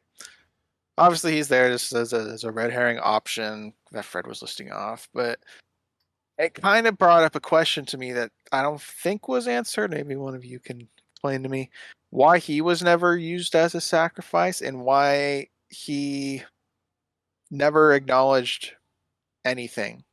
He seems to be a local guy that's been here for a while, going after Big Mona. Big Mona. Seems to be a reoccurring guy. Jacques knows him. So it's just weird that they have this established guy that isn't aware of anything or isn't a part of anything. Who also isn't scared to be on their island. Yeah. Just, I feel like they didn't really give any reason for this character other than he's a potential person, but they didn't give reasons to why he is involved or is not. Obviously he is not. But why isn't he involved? Why isn't he a sacrifice candidate? Why hasn't he acknowledged any of the kidnappings? He just says he hates the tourists. But that doesn't mean anything. It would be interesting if he they had tried to lure him in the past, but he just refused because he likes what he does for a living. So he never took the bait, even though he's a local guy. Like he was Maybe, their but first I choice got for a nothing for ferryman. there. Yeah, like I said, I got nothing for that either. I'm just guessing. Yeah. I agree. It'd be nice for us to get something regarding that, for the sake of the film. Yeah, it's kind of a weird thing in the movie. Without an explanation, I will say yeah, it is a bit odd. Because it also could be like he's one they're keeping around to show like the land is still maintained, someone's still owning it, kind of thing, so it's not vacant for more people to come to it to take over, kind of thing. So they're using him as that kind of thing for the town and knowledge to say like he's like, oh yeah, nothing weird goes on over there, it's fine. Just two people to kind of like cool down authorities, but that's never stated. Yeah, or using him as like a backup reserve. Like if Lena couldn't get anybody, he's their backup. That's always around. Their backup But that would supply. only work for like one of them, not all three of them. We don't know how many is required for the sacrifice thing, which is also that's also an issue. that's unexplained. That I think is a bit more forgiving, but not answering his place in anything, I think, is less forgiving. Yeah. I guess talking about some good animation things here and there. There's one animation that I thought didn't look good and didn't hold up, which is at the very end with the well, not the very very end, but the towards the end of the cats with their glowing eyes. Yeah, I have no idea what that was. It's a bad overlapping. Oh, I thought you were talking about the practicality of why they have glowing eyes. You mean I just made the animation look wasn't well done. Yeah. Because you can see the bottom, like the eyes still visible in the layering. Also, just a quick show of hands. Who watched the after credit scene?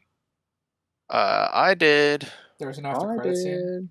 It really has nothing except Scooby gives the cats milk. Yeah, Scooby made up with cats. Okay. Yeah, that's it. And he says it's the classic Scooby-Dooby-Doo line.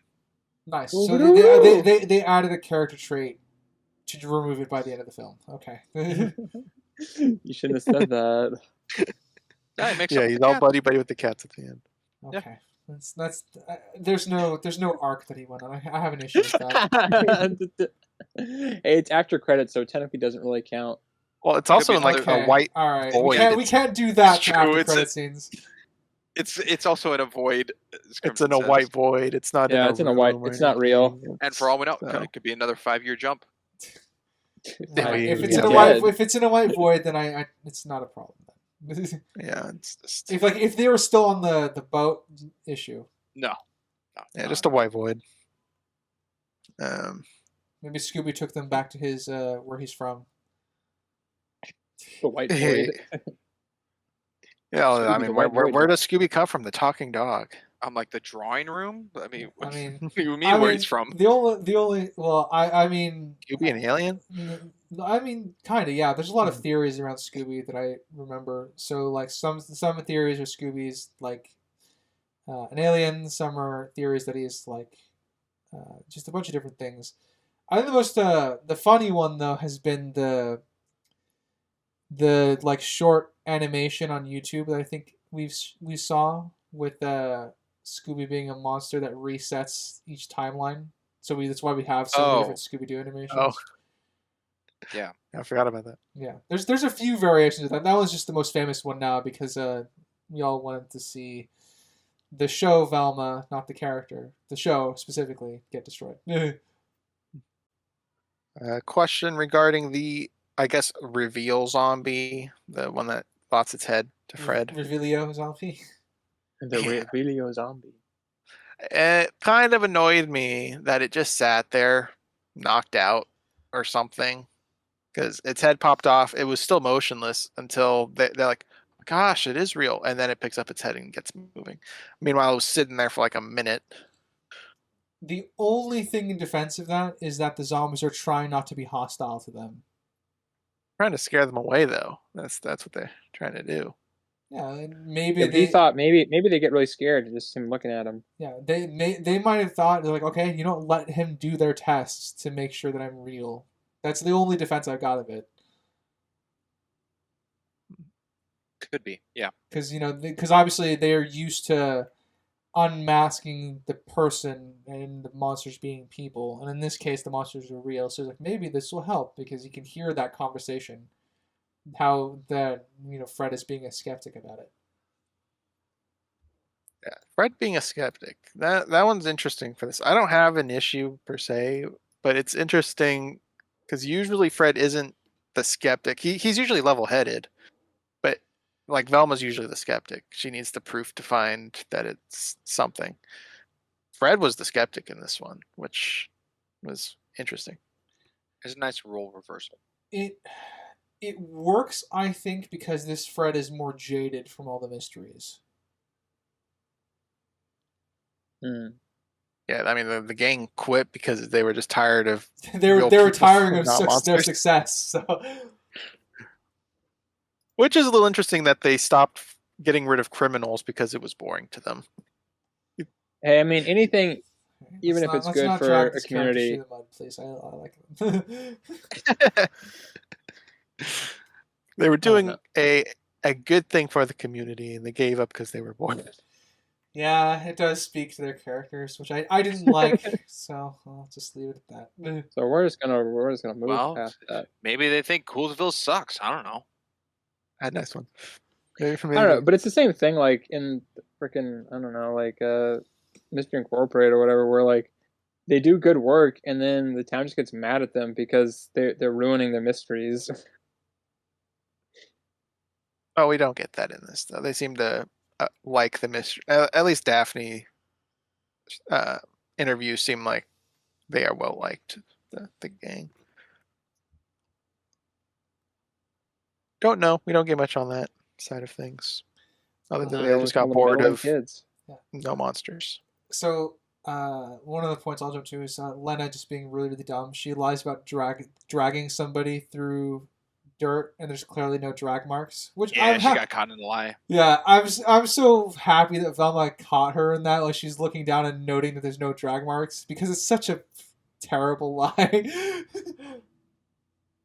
Yeah, it's a bad lie. And I guess that brings up a question I had about the Velma realization, because, yeah, she figures it out right at the end. I wish she had evidence that she could be like, I knew it, or I knew a piece of it or something, because she didn't find any clues to this point. That was the clue at the very end. She didn't find anything relevant to them being the bad guys. So she obviously found the Maelstrom stuff, but that's not Yeah, maybe. Yeah, solving the mystery clue. yeah, maybe mystery movies that hide things from the audience and hide things from the characters and don't give the audience anything to go on doesn't make it a great mystery. Um, But why was it a donut? Shut up. So I was thinking that with regards to that, I think I agree, Crimson. I would like more setup to Velma's investigation because she discovers pretty quickly like the clues that this is their house is essentially made for the ruins of the ship. So there's stuff for her to start pulling from. She finds the ship. She finds the mirror was Yeah, connected to Civil War stuff, and but I'm inclined to those don't believe. really point to the bad guys, though. It's Yeah. just No, best it's got is that two different Yeah. generations of things are in the hands of these two.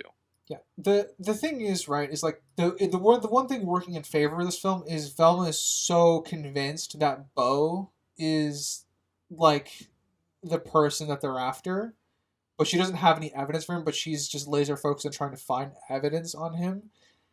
That's the only thing going in defense of this. I think I would like her to still gather clues going the other direction. Because that would make the reveal scene at the turn all that more impactful. and like if she saw the cat locket, which or I just acknowledge it, not like it's anything important, just her acknowledging the locket on her, like, oh, nice necklace or something. So we know she sees the cat necklace, and then she sees a zombie with like scratches on him, which at the time could just be decay, but afterwards realize, oh, those are cat scratches or something. Yeah. Just little breadcrumbs where by themselves wouldn't mean anything, but could be connected to reveal something. Yeah. And it would also be fine if she doesn't figure it out. And then they put it all together at the end while she's talking with Boa back and forth on the ship. Like, that's totally also a viable option. Mhm. Because this is supposed to be their first time encountering, the monsters are real or whatever. Yeah. Now I am curious, looking at all the zombies, though, see if any of them are scratched. That would be interesting. It's hard. I think they all just kind of have like the same sort of like the features, decay though. look. Yeah. I don't feel like there's anything that stand out. Not that I can recall now. And again, most of them are, at least when what we're seeing, they're skeletal. There's none that are like already half decomposed in a state. So whatever the magic beam curse thing does upon them is its own time, I don't know, regrowth.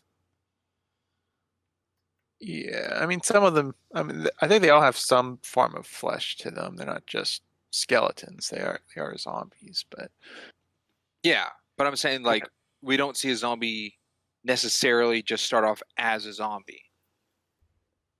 They're introduced pretty much with like skeletons that the beam, and the grows reanimation into. stuff. Yeah. Yeah. So like saying the scratch thing was the last part of their lives before being death and drawn out. We don't know if the regrowth like just skips over that scratch on their body kind of thing. Mhm. But then again, don't really know how that magic works. Yeah. And I guess another thing, different point. The Colonel Jackson ghost, the mirror one, and the one that says thanks or whatever later.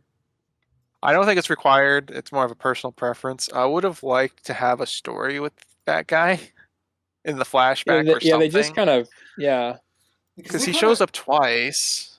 He has a presence, but there's nothing connecting him to Lena and. I see. You just Like wish there was Moonscar, we have a more. connection. He's the one that pillaged them. He has a personal connection with them. Yeah. Meanwhile, this Colonel guy, we don't really have anything with him other than he was there like all the other soldiers. And he's the one that says thank you, too. So I would like to know his investment with the girls or Jacques. Maybe Jacques the connection with that guy. All we really have is that there's the underground, like hidden not trench, but like base of operation thing. Secret Civil tunnel War thing. Yeah, it's kind of the only connection. Yeah, so it would have been nice to get something of him as a character, either in a flashback or something. Well, especially since he's the only one who really talks, so yeah, kind of a. Actually, I know we've already discussed have an issues with that, but no. Oh, he's pondering. I don't know anymore. It feels like an objective issue to me. he does talk. He shows back up at the end. You feel like we're missing. So I feel like we're missing a. He shows up about the same amount of times as Morgan Moonscar, and Morgan Moonscar has way more going for him than this guy does.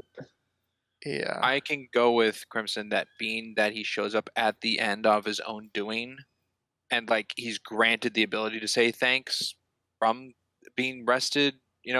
Like all the skeletons like decomposing, and all the tourists and everything dying because the spell's been broken or whatever. None of them are like flying away saying like thank you, you saved us. It's just his one ghost at the end. I think that grants to what you're saying of like, then why isn't he saying or doing anything at any point if he's able to? Mm-hmm. Yeah, but the other thing is it's just and I wonder, maybe it's because like they were like, oh, if we show like that Morgan Moonscar killed like a bunch of people like senselessly or whatever, like we can't really have him come back and like redemptionize him or something, so we have to use somebody else. We got this colonel or whatever, general. They picked a Confederate soldier for that, which is funny. Hey, listen, it's slim pickings out there, all right? Yeah. Yeah, I know what you mean though. I agree. It would be hard to Yeah. What's their make other it option? A feel. plantation owner? I mean, Yeah. Ooh. It would Well, be hey, a. all the guys working that plantation were of a safe pedigree. Let's just put it like that, okay? Yes, safe They were pedigree. all French. We can get away with it. Yeah. So I was gonna say they with the what they were working with, you can't really redeem the pirate because the pirate forced them into that position in the first place. So I'm fine with it being the Confederate officer, but I am kind of on board. I understand what Crimson's saying. I think that uh, there's something in between that we need to have to help like make this a little bit more meaningful. I wonder if there was something and they cut it out or something. Like they just like it just kind of possibly It's broke the possible. pacing or like yeah. It is a original short movie. storyboard. Yeah, because Maybe you've they been did like It is a short. if I were to add maybe like a minute, what if his regiment was staying on the island and the They knew what was girls were going on or something. the girls were slowly killing off all his men, and he figured it out, but he was too late to save them and was the last one killed. Like that could work, I think. Like maybe they found like a That would've been journal good. or something, or a Well, diary. If they're killing off the men, they'd have to wait till the next harvest moon. Or Do the livestock, they could kill them.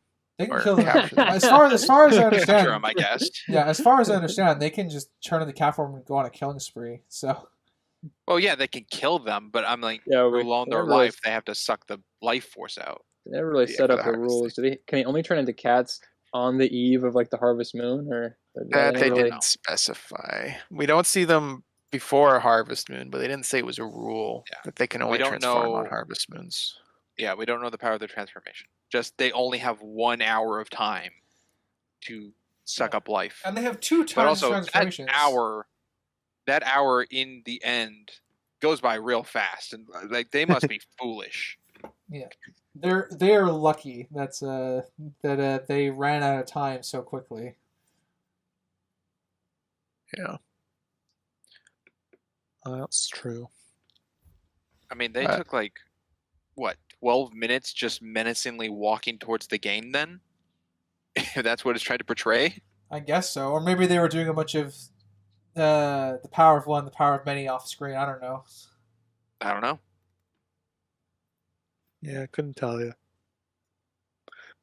How'd you guys feel about Bo and Velma's talk at the end? Oh, Was like that with the will needed, they, or won't was that they? just kind of like filler stuff? You mean the whole like? He's a poet and wants to write mystery Yeah. books. So, do we need that? That Does depends. that really Does add that much of anything? that depends? Does Bo come back as a character? I don't wanna you have to spoil it watch the for other you. movies. I don't know. Then that's gonna be what depends my answer to that question. Because if right now it feels like setup, so That's interesting. Velma asking if Bo could do overtime. I will say though, it's even I don't know if this is against the rules, but being that the original intent, artistic intent for this was to be a standalone, are we going to bring in like the extended ruling into this and say that it's not okay that they're hinting at something that may or may not transpire later on? That's should That's I a very. mute myself I know and come exactly. back, No, or- no. I know exactly what Sinister's hinting at and saying. I don't think we can answer it in this episode. Okay. But what you're saying, I don't think we can talk about either. Because I don't think it's true. So, in isolation, writer to this, you think it's fine because you feel it's set up. Yeah, That we can talk about. yeah. I think it's fine because it's set up. Which is fine. People bait stuff at the end of their films, whether or not they're going to continue all the time. And because, Daphne and Fred have each other, I think the writers might just want to give someone a potential option for Velma, I guess, as far as a ship is concerned going forward. Or just a someone to share her passions with, because no one in the gang really shares her passion, because Velma's the one alone at the beginning of when we're seeing the gang separated. So maybe they're just giving her something to go with as far as that's concerned. So I'm fine with it as it stands. I see this setup if he's going to return, and if not, I think it works as a closeout for the two of them. There's just a potential. You're Could making even be me a wish. setup. Go ahead. I was gonna say possibly even a setup that it's showing that Velma has romantic interest in someone, and that could play off to maybe Shaggy in the future. That See is what you're doing there. true. No, I mean, Uh, I've seen some Velma and Shaggy stuff, so I'm. Oh, what have you seen? See, Ryder, I'm not sure if you're aware, but I've been sprinkling tons of references throughout this episode. Sprinkling? No way. Yeah, Never happens. probably not. No, but I mean, like, if you're asking what I've seen, first off, I write fan fiction, so that should tell you where I spend a lot of my time. There you go, right there. Second off, in terms of actual show stuff, I do remember them getting together in one of the early 2000s. Not early. Was it an early 2000s show? I think they were boyfriend and girlfriend for a while, and they broke up because That was Shaggy was too 2010. focused on That's Mystery Scooby. Incorporated. 2010. That's Mystery Incorporated. Okay. No, Ryder, you're making me want Velma in this feeling like she needs this, because I didn't really take into account that not this being Bo, but she was the only one by herself. I didn't really think about it that way. Shaggy did have Scooby, Fred and Daphne were together. She was the lone wolf by herself, ditched in a sense. So I would have actually enjoyed them playing with that. That they don't do anything with that. That would have been interesting. Yeah, like I said, the only thing This I can. itself. Yeah, the only I'm thing. like, there's many iterations where they play on that of her being by herself. Yeah, I think a lot of. Yeah, I just mean in this. Yeah, from what I can infer, as far as this film is going for, as it's pushing that as that idea, is just how excited and happy and to be involved with the mystery that she is. That's why she's so willing to just carve up someone's wall without asking, and why she's so willing to be the one to go with Bo and watch over him, because she just wants the excitement and she's just happy to be included again. That's my best faith interpretation based off of that. Because I agree, they don't really play with the idea much of her not wanting to be alone. Yeah. Mona the catfish. Is Yes. it just in here because it's a catfish? Yeah, it's funny. It's Louisiana. Let's be real here. It's catfish in Louisiana. So, quick question. It functionally works, but it's also a little comedic. Is it the catfish that cements Ruby's hatred for cats? You know what? Sure, why not? Because that could theoretically work for this film. I don't think it justifies. No, I wouldn't go that far. Yeah, it doesn't justify anything. Come on. But just it's a funny idea to think about. Let the man have the catfish. Could it also be a small symbolism that Snakebite never gets the catfish, meaning he never gets the idea about the cat people? Okay, now that's a little reaching. I like the sentiment, but I don't think that's the intent. I can see potential symbolism, and I appreciate the sentiment. But again, not enough intent, I think. Okay. People just like saying Big Mona. What can I say?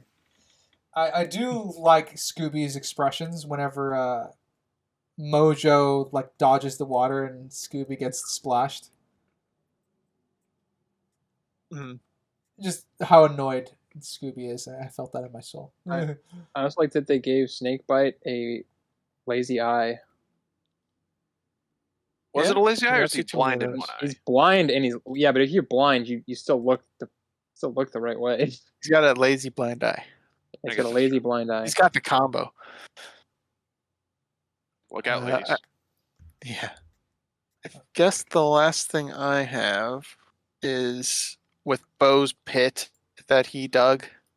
I was not a fan of the explanation. It was he's digging around for information or clues. He's or digging looking for bodies, missing people. right? Yeah. I didn't like that Velma asked him, "Did you dig this pit?" and he just grumbles and walks away. Yeah, I'm like, could you not just say yes? Yeah, see that to me is why I have such an issue with this character, because if he explained himself at any point, even a little bit, he would be nowhere near the red herring that the script is pretending he is. Yeah, it would help at the very end when he does reveal to be a cop. He said, "I didn't want to tell you anything in case you told like Lena or Simone, like he didn't trust them enough. Like, sorry, that I was they could playing say this one something about really, the really gardener. close to the chest. You know. Yeah. Like that's a possibility, but that wasn't said. It's just weird that he picked this spot to dig a deep hole in, And and he he missed was it. inches away from Oh, he was so close. Moonscar, the Moonscar. He And was he- Yeah, and but he- inches the away from randomness of that revealing him. convenience And is he fine. didn't disturb the grave. Like it's like the Moonscar Well, didn't come after him. that plus there's only they only really find that one hole. There's nothing else. Oh yeah, he's I- not making tons of holes. But it's I mean, also if he is, it's not obvious. really relevant. But Yeah. it's just, why did Well, he actually- pick this to dig that? That's commitment. You know what? This one hole, he's not done with. He's Oh, still he's going digging deeper. He's going deeper. Possibly. Digging a hole. That's why there's only one. There's an iceberg here. Yeah, who knows? But I wasn't a fan of the explanation of the deep pit. If it was a trap set by, uh, I don't know. I don't know why Snakebite would set it unless he's trying to catch some land animal, which I could believe him to be a hunter for something like that. It wouldn't be a but square hole though. no, and it'd be covered in leaves or something. It wouldn't just be an exposed hole. So I don't know. I didn't like the explanation for it. It didn't make sense to me. Because they didn't really explain it. No, they said he dug the hole because he was looking for evidence. That was the reason for No. the pit. Crimson, is Bo this your dug it thing? for evidence. Is this kind of your same thing with the Scooby and Shaggy voodoo dolls?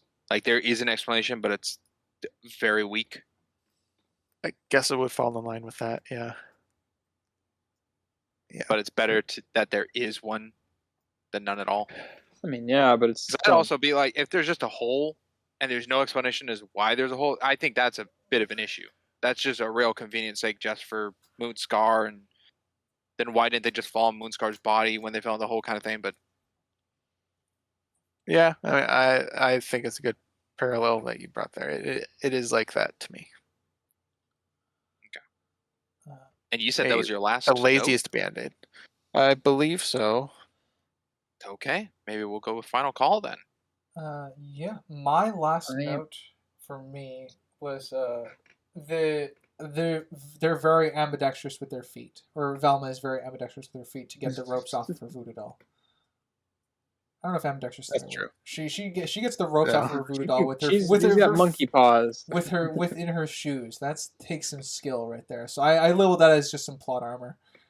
They're also wax. You'd think they'd break pretty easily. Yeah, that too. Yeah. Especially since they were near fire only like 10 seconds ago. Yeah, if the fire's melting them, if you dented that in, you break your. Oh, Wait. I don't know. Well, yeah. Yeah. I was gonna say if you broke the arm off, would your arm fall off? No, you just dislocate your arm. Yeah. I for me I took that as that's just some plot armor. I agree. And that is my last note. All right, Sinister. I'm out of notes. Oh, I got okay. one more. I lied. Oh, well, then you can take Sinister's spot. All right. All right, I'll take Sinister's spot. The deaths of Lena and Simone. Simone, Simone. Lenore. Simba. I don't know why it's so hard for me to remember her name. but- Flutterflon. Exactly. Their deaths, quite graphic, quite quick. Do you guys feel like it was a satisfying conclusion? Yeah. Yeah. I think it was drawn on or made it more like they're in pain or agony, like dying. Like, yeah, they got their comeuppance, but maybe it's a little too much for a kid. Maybe what I mean, even still, they go to skeletal. They're gone. I'm satisfied with they it. puff into dust. Yeah, I'm satisfied with their deaths. What undercuts it for me was the plot armor and convenience of how everything happened to happen this way. That they ran out of time after 200 years of doing this. Yeah. The hour just happened to run out. I'm like, all right, yeah, sure. That's what undercut the satisfaction for me, but I think their deaths in isolation themselves are satisfying. And the zombies chose this year to interfere opposed to any other year. That we That know of. Because We don't- we I doubt don't they know. fight them every year. We don't know. There weren't as many last year and the year prior. Always. Moonscar more. finally interfered this time. He was ready. He's like, put me in Another there, thing about the champ. magic. Another thing about the magic. Another thing that's just not stated about it is like how many bodies do they actually need? Does it prolong them? Like if they get one tourist, do they suck the life out of that? Like, is it immediately the next heart? Do they need a minimum amount of people? Because they had 4 of them, is that going to make any difference? Yep, unexplained. Yeah, that I don't know. Though I do Alright, like that that's the my curse is real last actually attached to the 2 of them. So once they're gone, then it's all done. And shock, yes. Yeah. And Jacques. Like it's attached to their start and not just like something just because they're yeah. gone, it's still happening kind of thing. My last note, I guess I'll go with, is the transition usages. And it's very interesting. There's just normal like cuts and whatnots, but the edited in transition usages, the first 2 are a side swipe over of I wrote down the timestamps. The second one's at 36:38 of a transitional slide from left to right. The first one's at 30:08, and those 2 are matched with the 2 transitional usages, like the first one, then the second one. Then the third transitional usage of editing is a different style, which is, I have it in my notes somewhere. Is it the A liquidy fade. goopy one? The look that's the I third like the one. goopy one. The second one is a fade transition, which is 45:07. Right when the dinner, I think that scene is like the dinner and Fred's eating the biscuit, and it cuts to Scooby and Shaggy in the car having the crayfish. And then there's another one at 46:20. No, not 46:20. My mistake. Where did I write the? There's another one, and then there's the 2 goop ones where it's like coming down from the top of a transition. But there's 2 for each, and I thought that was interesting how they did that, where it's the first 2 matched, then the second one's matched, and the third one's matched, versus those 3 being spread out or used over different parts. And I think that's goes with the tone of the film as well. Of the first one was just kind of like a silly slide, kind of more like just a traditional cartoon. The second one's a fade of like a little more dramatic approach of like, they'll be fine in a fade, kind of with the it's another music usage when Lena takes Fred to his room and says, "I hope you're comfortable in here," and you can see the harvest moon and everything, and it's that kind of calming music to go with the fade. And then the third one is like things are popping off. There's zombies, there's monsters, and it's like this goopy, not maybe blood kind of effect, but just like slime look. And I just think each transition fits the tone of the presence of scene that they're going with, and I think that was very well done. I guess I can agree with the first 2 formats. I don't feel like the goopy one was really reminiscent of anything in terms of tone or anything. You don't On think it screen. adds a creep factor? I don't think so. It feels more goofy than creepy. Oh yeah. Goofy. Haha. Gotcha. At least personally, that's what I felt from that transition. It felt more goofy than spooky. Okay. Spooky. I like the goop. I'm not gonna argue whether it fits or not, but I like the goop. And I guess Ryder, Ryder, your what are your thoughts? thoughts at this point? Don't have an opinion because I didn't notice. Oh, well, Okay. there you go. Cool. That's the best opinion out of all these. Hey, neutral's fine. It's the easiest one. I guess with that, that's all our notes and everything, unless anyone has any last minute things because they fibbed. No. Okay. Well, no. Moving on. That's all the time we had. That's all she wrote. We'll go on to ratings and summaries of the film. Let us start off with first time watcher Ryder to get what you took away from the film. Sure. I'll do a twist up here. I'll do my objective first, since I think this one's the one that changed the most over the course of the podcast. I think at the start I was bouncing between a 6.5 and a 7, and then I think towards the latter third I was bouncing between a 6 and a 6.5. I think I'm gonna settle on a 6. There's a lot of plot convenience in this. There's a lot of world building issues. Not really sure how the magic, the curse, or whatever, how it works. We just get the most base information of it, and it takes away, I think, some of the mystery element to be solved, because you can only solve the mystery of mysticism so far. Um, Granted, that's fine. A bit of plot armor, like I touched on. I think most of the character stuff is fine. It's a little weird that they, from within this film, Scooby hitting cats is fine. It's a little weird from a broader context that that's a route they chose to go down. And again, I tie most of the cat stuff to plotting issues more so than I guess Scooby's character. Um, and I think as far as the gang is concerned, I think they're all good. I don't really take any major issues with how their character functions. There are some questions that come up with regarding them, and but nothing so like nothing that breaks the characters, and I don't think they're getting nicked all that often either. Um, the villains, questionable intelligence, um, and again, I attribute a lot of that to plot armor for the main characters. Um, so I think a 6 is fair objectively. Um, Subjectively, the last thing I saw that was Scooby-Doo related was Velma, so take that for how much of a fucking improvement this fucking was. So I had a lot of fun with this. Definitely tickled my inner child in the sense of like what I loved about Scooby Doo growing up. And while this is very dark, I actually quite liked the mature tone that it took with a lot of the backstory of the island, and the tone for that it maintained for most of the movie outside of the I think only the one time where I felt thrown out of it for a bit. I really enjoyed that. So I'm at a solid 8.5 subjectively. I very much enjoyed this, and I would watch it again. Wonderful. Let us now go. Let's go to Sinister. All right. Yeah, not a first time viewing, but one of the first times in a while that I rewatched this. Yeah, there's a lot I like about it, and there's a couple things, that we've already covered that I don't really care for about it. I do feel like I don't think it's too short, but it's almost there. I think it's pretty much about perfect. I could maybe stand about 5 or 10 more minutes maybe, but it's not really an objective problem I have with it at all.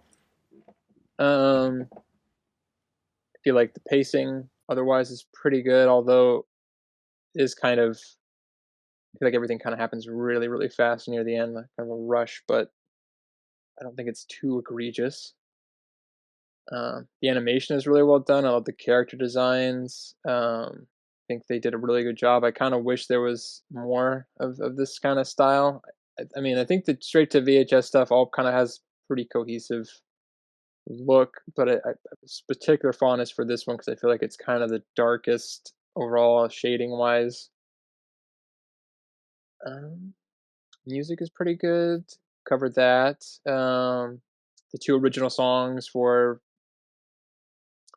production are very well. They're fairly similar, I think, in tone. Both are, but they definitely, I think, for the most part, fit each of their individual scenes that they reside in. The voice acting is really well done. I really like the Mary Kay Bergman as Daphne Blake. I think she did a really good job. She only got to do 3 out of the 4 movies. Billy West does a good job as Shaggy. And Sky, all the cast did a really good job. Yeah, I think my only problems were some of the magic or supernatural elements kind of seem to be, laissez-faire with their rules, and which no kind of rules is better in some cases than having rules because rules can be broken, but at the same time you kind of need them to establish whether things are a problem, and that's hard to establish in this, but I think mostly we did find problems. Yeah, I think overall it's a pretty well made straight. I mean, for straight to VHS, this is a pretty well done movie. There's a lot of very cruddy, subpar straight to VHS stuff, and I feel like Scooby-Doo usually tries to at least deliver some goods. So this is probably the best out of the lot from my perspective. Yeah, I feel like overall, I kind of towards the end, I was juggling between a 7 or an 8. I think if I didn't have nostalgia bias, I would say 7, but unfortunately, I have nostalgia bias, so I'm gonna give it an 8 overall. Okie dokie. I'll go next. We'll save Crimson for the end because I'm sure the audience is so excited to hear what Crimson has to say. I'll keep them in anticipation. Let's see. I'll go with my objective first, which did, funny enough, change throughout the podcast, and then I put it back. So it's the score I started with. I think the voice acting is very good throughout. I think the animation is great throughout. Very good. It's not perfect. There are some nicks, such as what Crimson brought up about a couple animation errors, a couple I've brought up. I think Ryder brought one up. Just some things that are like the there's got to be a terminology, a word for it, and we just classified it as cartoon. But the like, not avert expectations, but just like it's a cartoon world. These things happen, kind of thing. Like, I don't believe if a human being drank 10 gallons of water in a kitchen, they're dead. But it's a cartoon and Shaggy could do it. So that kind of thing. So overall of that and like the realism that they go with, I think it was a decent balance for more of the realism approach of the horror they went with and the whole tone of the movie versus the cartoony things, but they do pay homage to the cartoony thing, like Scooby's accordion nose, which Crimson said very, Tom and Jerry-esque, but I think that helps. Just not a whole scary thing like a kid wouldn't want to watch, because a great question is like their target audience for this movie. Is it for previous Scooby-Doo fans? Is it for a new generation coming into Scooby-Doo? And I think my answer to that, it could be any. It could be both. I think it's people familiar with, but it could start a whole new, kids in the 90s get into it kind of thing. So I think that was very creative of them. Let's see. The writing the story, I think, could have been tighter. There's holes, but they do very well at doing things to like cover up, like the voodoo dolls very well at like showing previous little things that line up, or Shaggy having peppers in his pockets for the end. They show that previous, so it's smart in a cartoon that's not just like, oh, where'd this come from? They do have explanations and little scenes and little like, if you blink you miss it kind of things to explain, which I think is very good. But I think, writing team or possibly for the story could have had an extra week to tighten things or tweak. Maybe that bring up more problems or other things, but I still think just a bit more. Let's see, cinematography. It's hard. I always bring this up with a cartoon. It's hard for me to kind of judge it because it's, the written story panel, like storyboard kind of to it of what you're seeing, but it was some creative stuff they had some tracking and establishing shots, and they had one shot, when they gave the camera to Shaggy and it was a shaky cam. I think that was kind of funny. Damn it, I always forget something. The new wardrobe, I guess, if we go costume department of the characters, I think is a nice fresh look without too much alienating them from what we know of them or those familiar with Scooby-Doo. And I think that's pretty good. We touched on how Fred's the most changed, but even still, it's in his color scheme, and I think it works. Overall, I have it at an 8. I did drop down to 7.5, but I'm back at an 8. Subjectively, this movie's great. I always enjoy watching it. It's fun. It's decent. Oh, I guess that's also objective. Paced well. It kind of goes by pretty fast. It's just I always forget how short it is, but it doesn't feel short. It's very entertaining. And I like this take on Scooby-Doo and the team. So 8.5. It's fun. Out And with of that, curiosity, oh boy, what lowered it and what bumped it back up?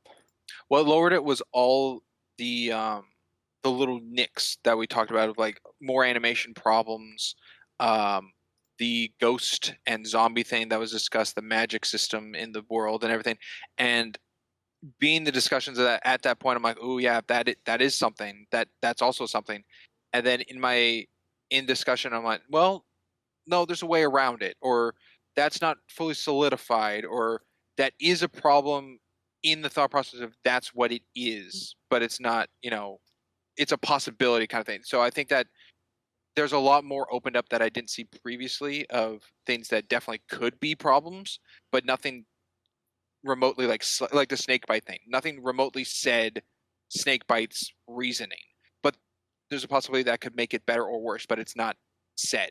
So that kind of just stayed me where I am. Okay. All right, so I am up next. I will go with my subjective. I enjoy this film. Like I said, I've seen it about 5 times or so. I'm a Scooby-Doo fan. Didn't really get my history, but I've seen a lot of Scooby-Doo shows and movies, and this is a good one. This is pretty high up. Um, Nothing annoys me in this. I enjoy it. Uh, I even as an adult seeing it now, the humor still is solid, excluding like a lot of the pepper jokes that Sinister brought up. I didn't really get me, but I don't have they didn't detract for me from my enjoyment level. So and I kind of enjoy the darker side being grown up as well, opposed to seeing this as a kid. So I do enjoy that aspect of it. So I will see it again in my life. I'm giving it an 8. Good. Objectively, I did bring up some characters I think because they're lacking in certain elements does make it an objective flaw with them having them in there at all, such as Colonel Jackson. We talked kind of in depth about it, so I don't want to talk about it too much, but his presence, being able to talk, him coming back, kind of hints that he's important to the villains of the story, but we don't get any connection between him and them that isn't different from all the other zombies and why he's a ghost. And then we have Moonscar, who's a ghost and a zombie that can talk. So they are inconsistent with the rules of talking, who can and cannot talk, why they don't. Uh, the goals of the zombies are to be good guys, but they kind of teeter towards just being generic monsters for the visual for the audience not to figure it out early. Because obviously they get into full help mode once they start attacking the bad guys at the end.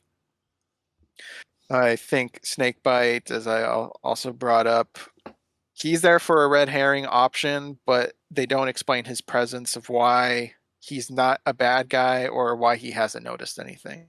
He's just a third party guy and they don't explain anything. And I do think that is relevant to have him as a character. The gang, I think they're all in character within the setting we have of them being split up and then reigniting for this adventure. I think I pointed out a little bit of Daphne stuff with her and Fred, like her picking Bo over Fred for the TV show stuff. So just tiny little things. I don't have too much issues with them. I think they're consistent. I think the animation's good, except for some points I brought up. I think the backdrops look great. I think the voice acting's good. Just everything's pretty good except for the magic system and explaining why the zombies are there. Because the cat god or the mishapped magic spell through Sprinks' lens doesn't really explain why the zombies are there. It explains them at cursed as cats, but not why the zombies come back. Because if it's just the zombies have unfinished business, why doesn't that apply to anywhere in the world? What makes this island special with that? So they don't explain the zombies, which I think is a big issue as well. But everything else being decent to good, some even being great, I'm having this at a 7. And that is where I'm at. Okie dokie. Some pretty high scores. Yeah. Pretty good movie. Well, it's a Scooby-Doo movie. Well, if that's it, all, gentlemen, shall I read us out? Peace. think so. Yeah. All right. Thank you, audience, for listening, whether it be Spotify, Amazon, Castbox, GoodPods, iHeartRadio, Podcast, and Samsung. And if you happen to be on our visual side of things, be it YouTube or Rumble, watching our PNYouTubers slideshow, thank you for watching. And please feel free to like, comment, subscribe everywhere. Tell us how much you hate our opinions or how much you love them. As always, I've been a Geeky Writer. I'm Carson Maroon. I'm the guest, a character called Sinister Boy. And I'm Sprinks. And we will catch you next time. Later, everybody. Bye. Toodaloo.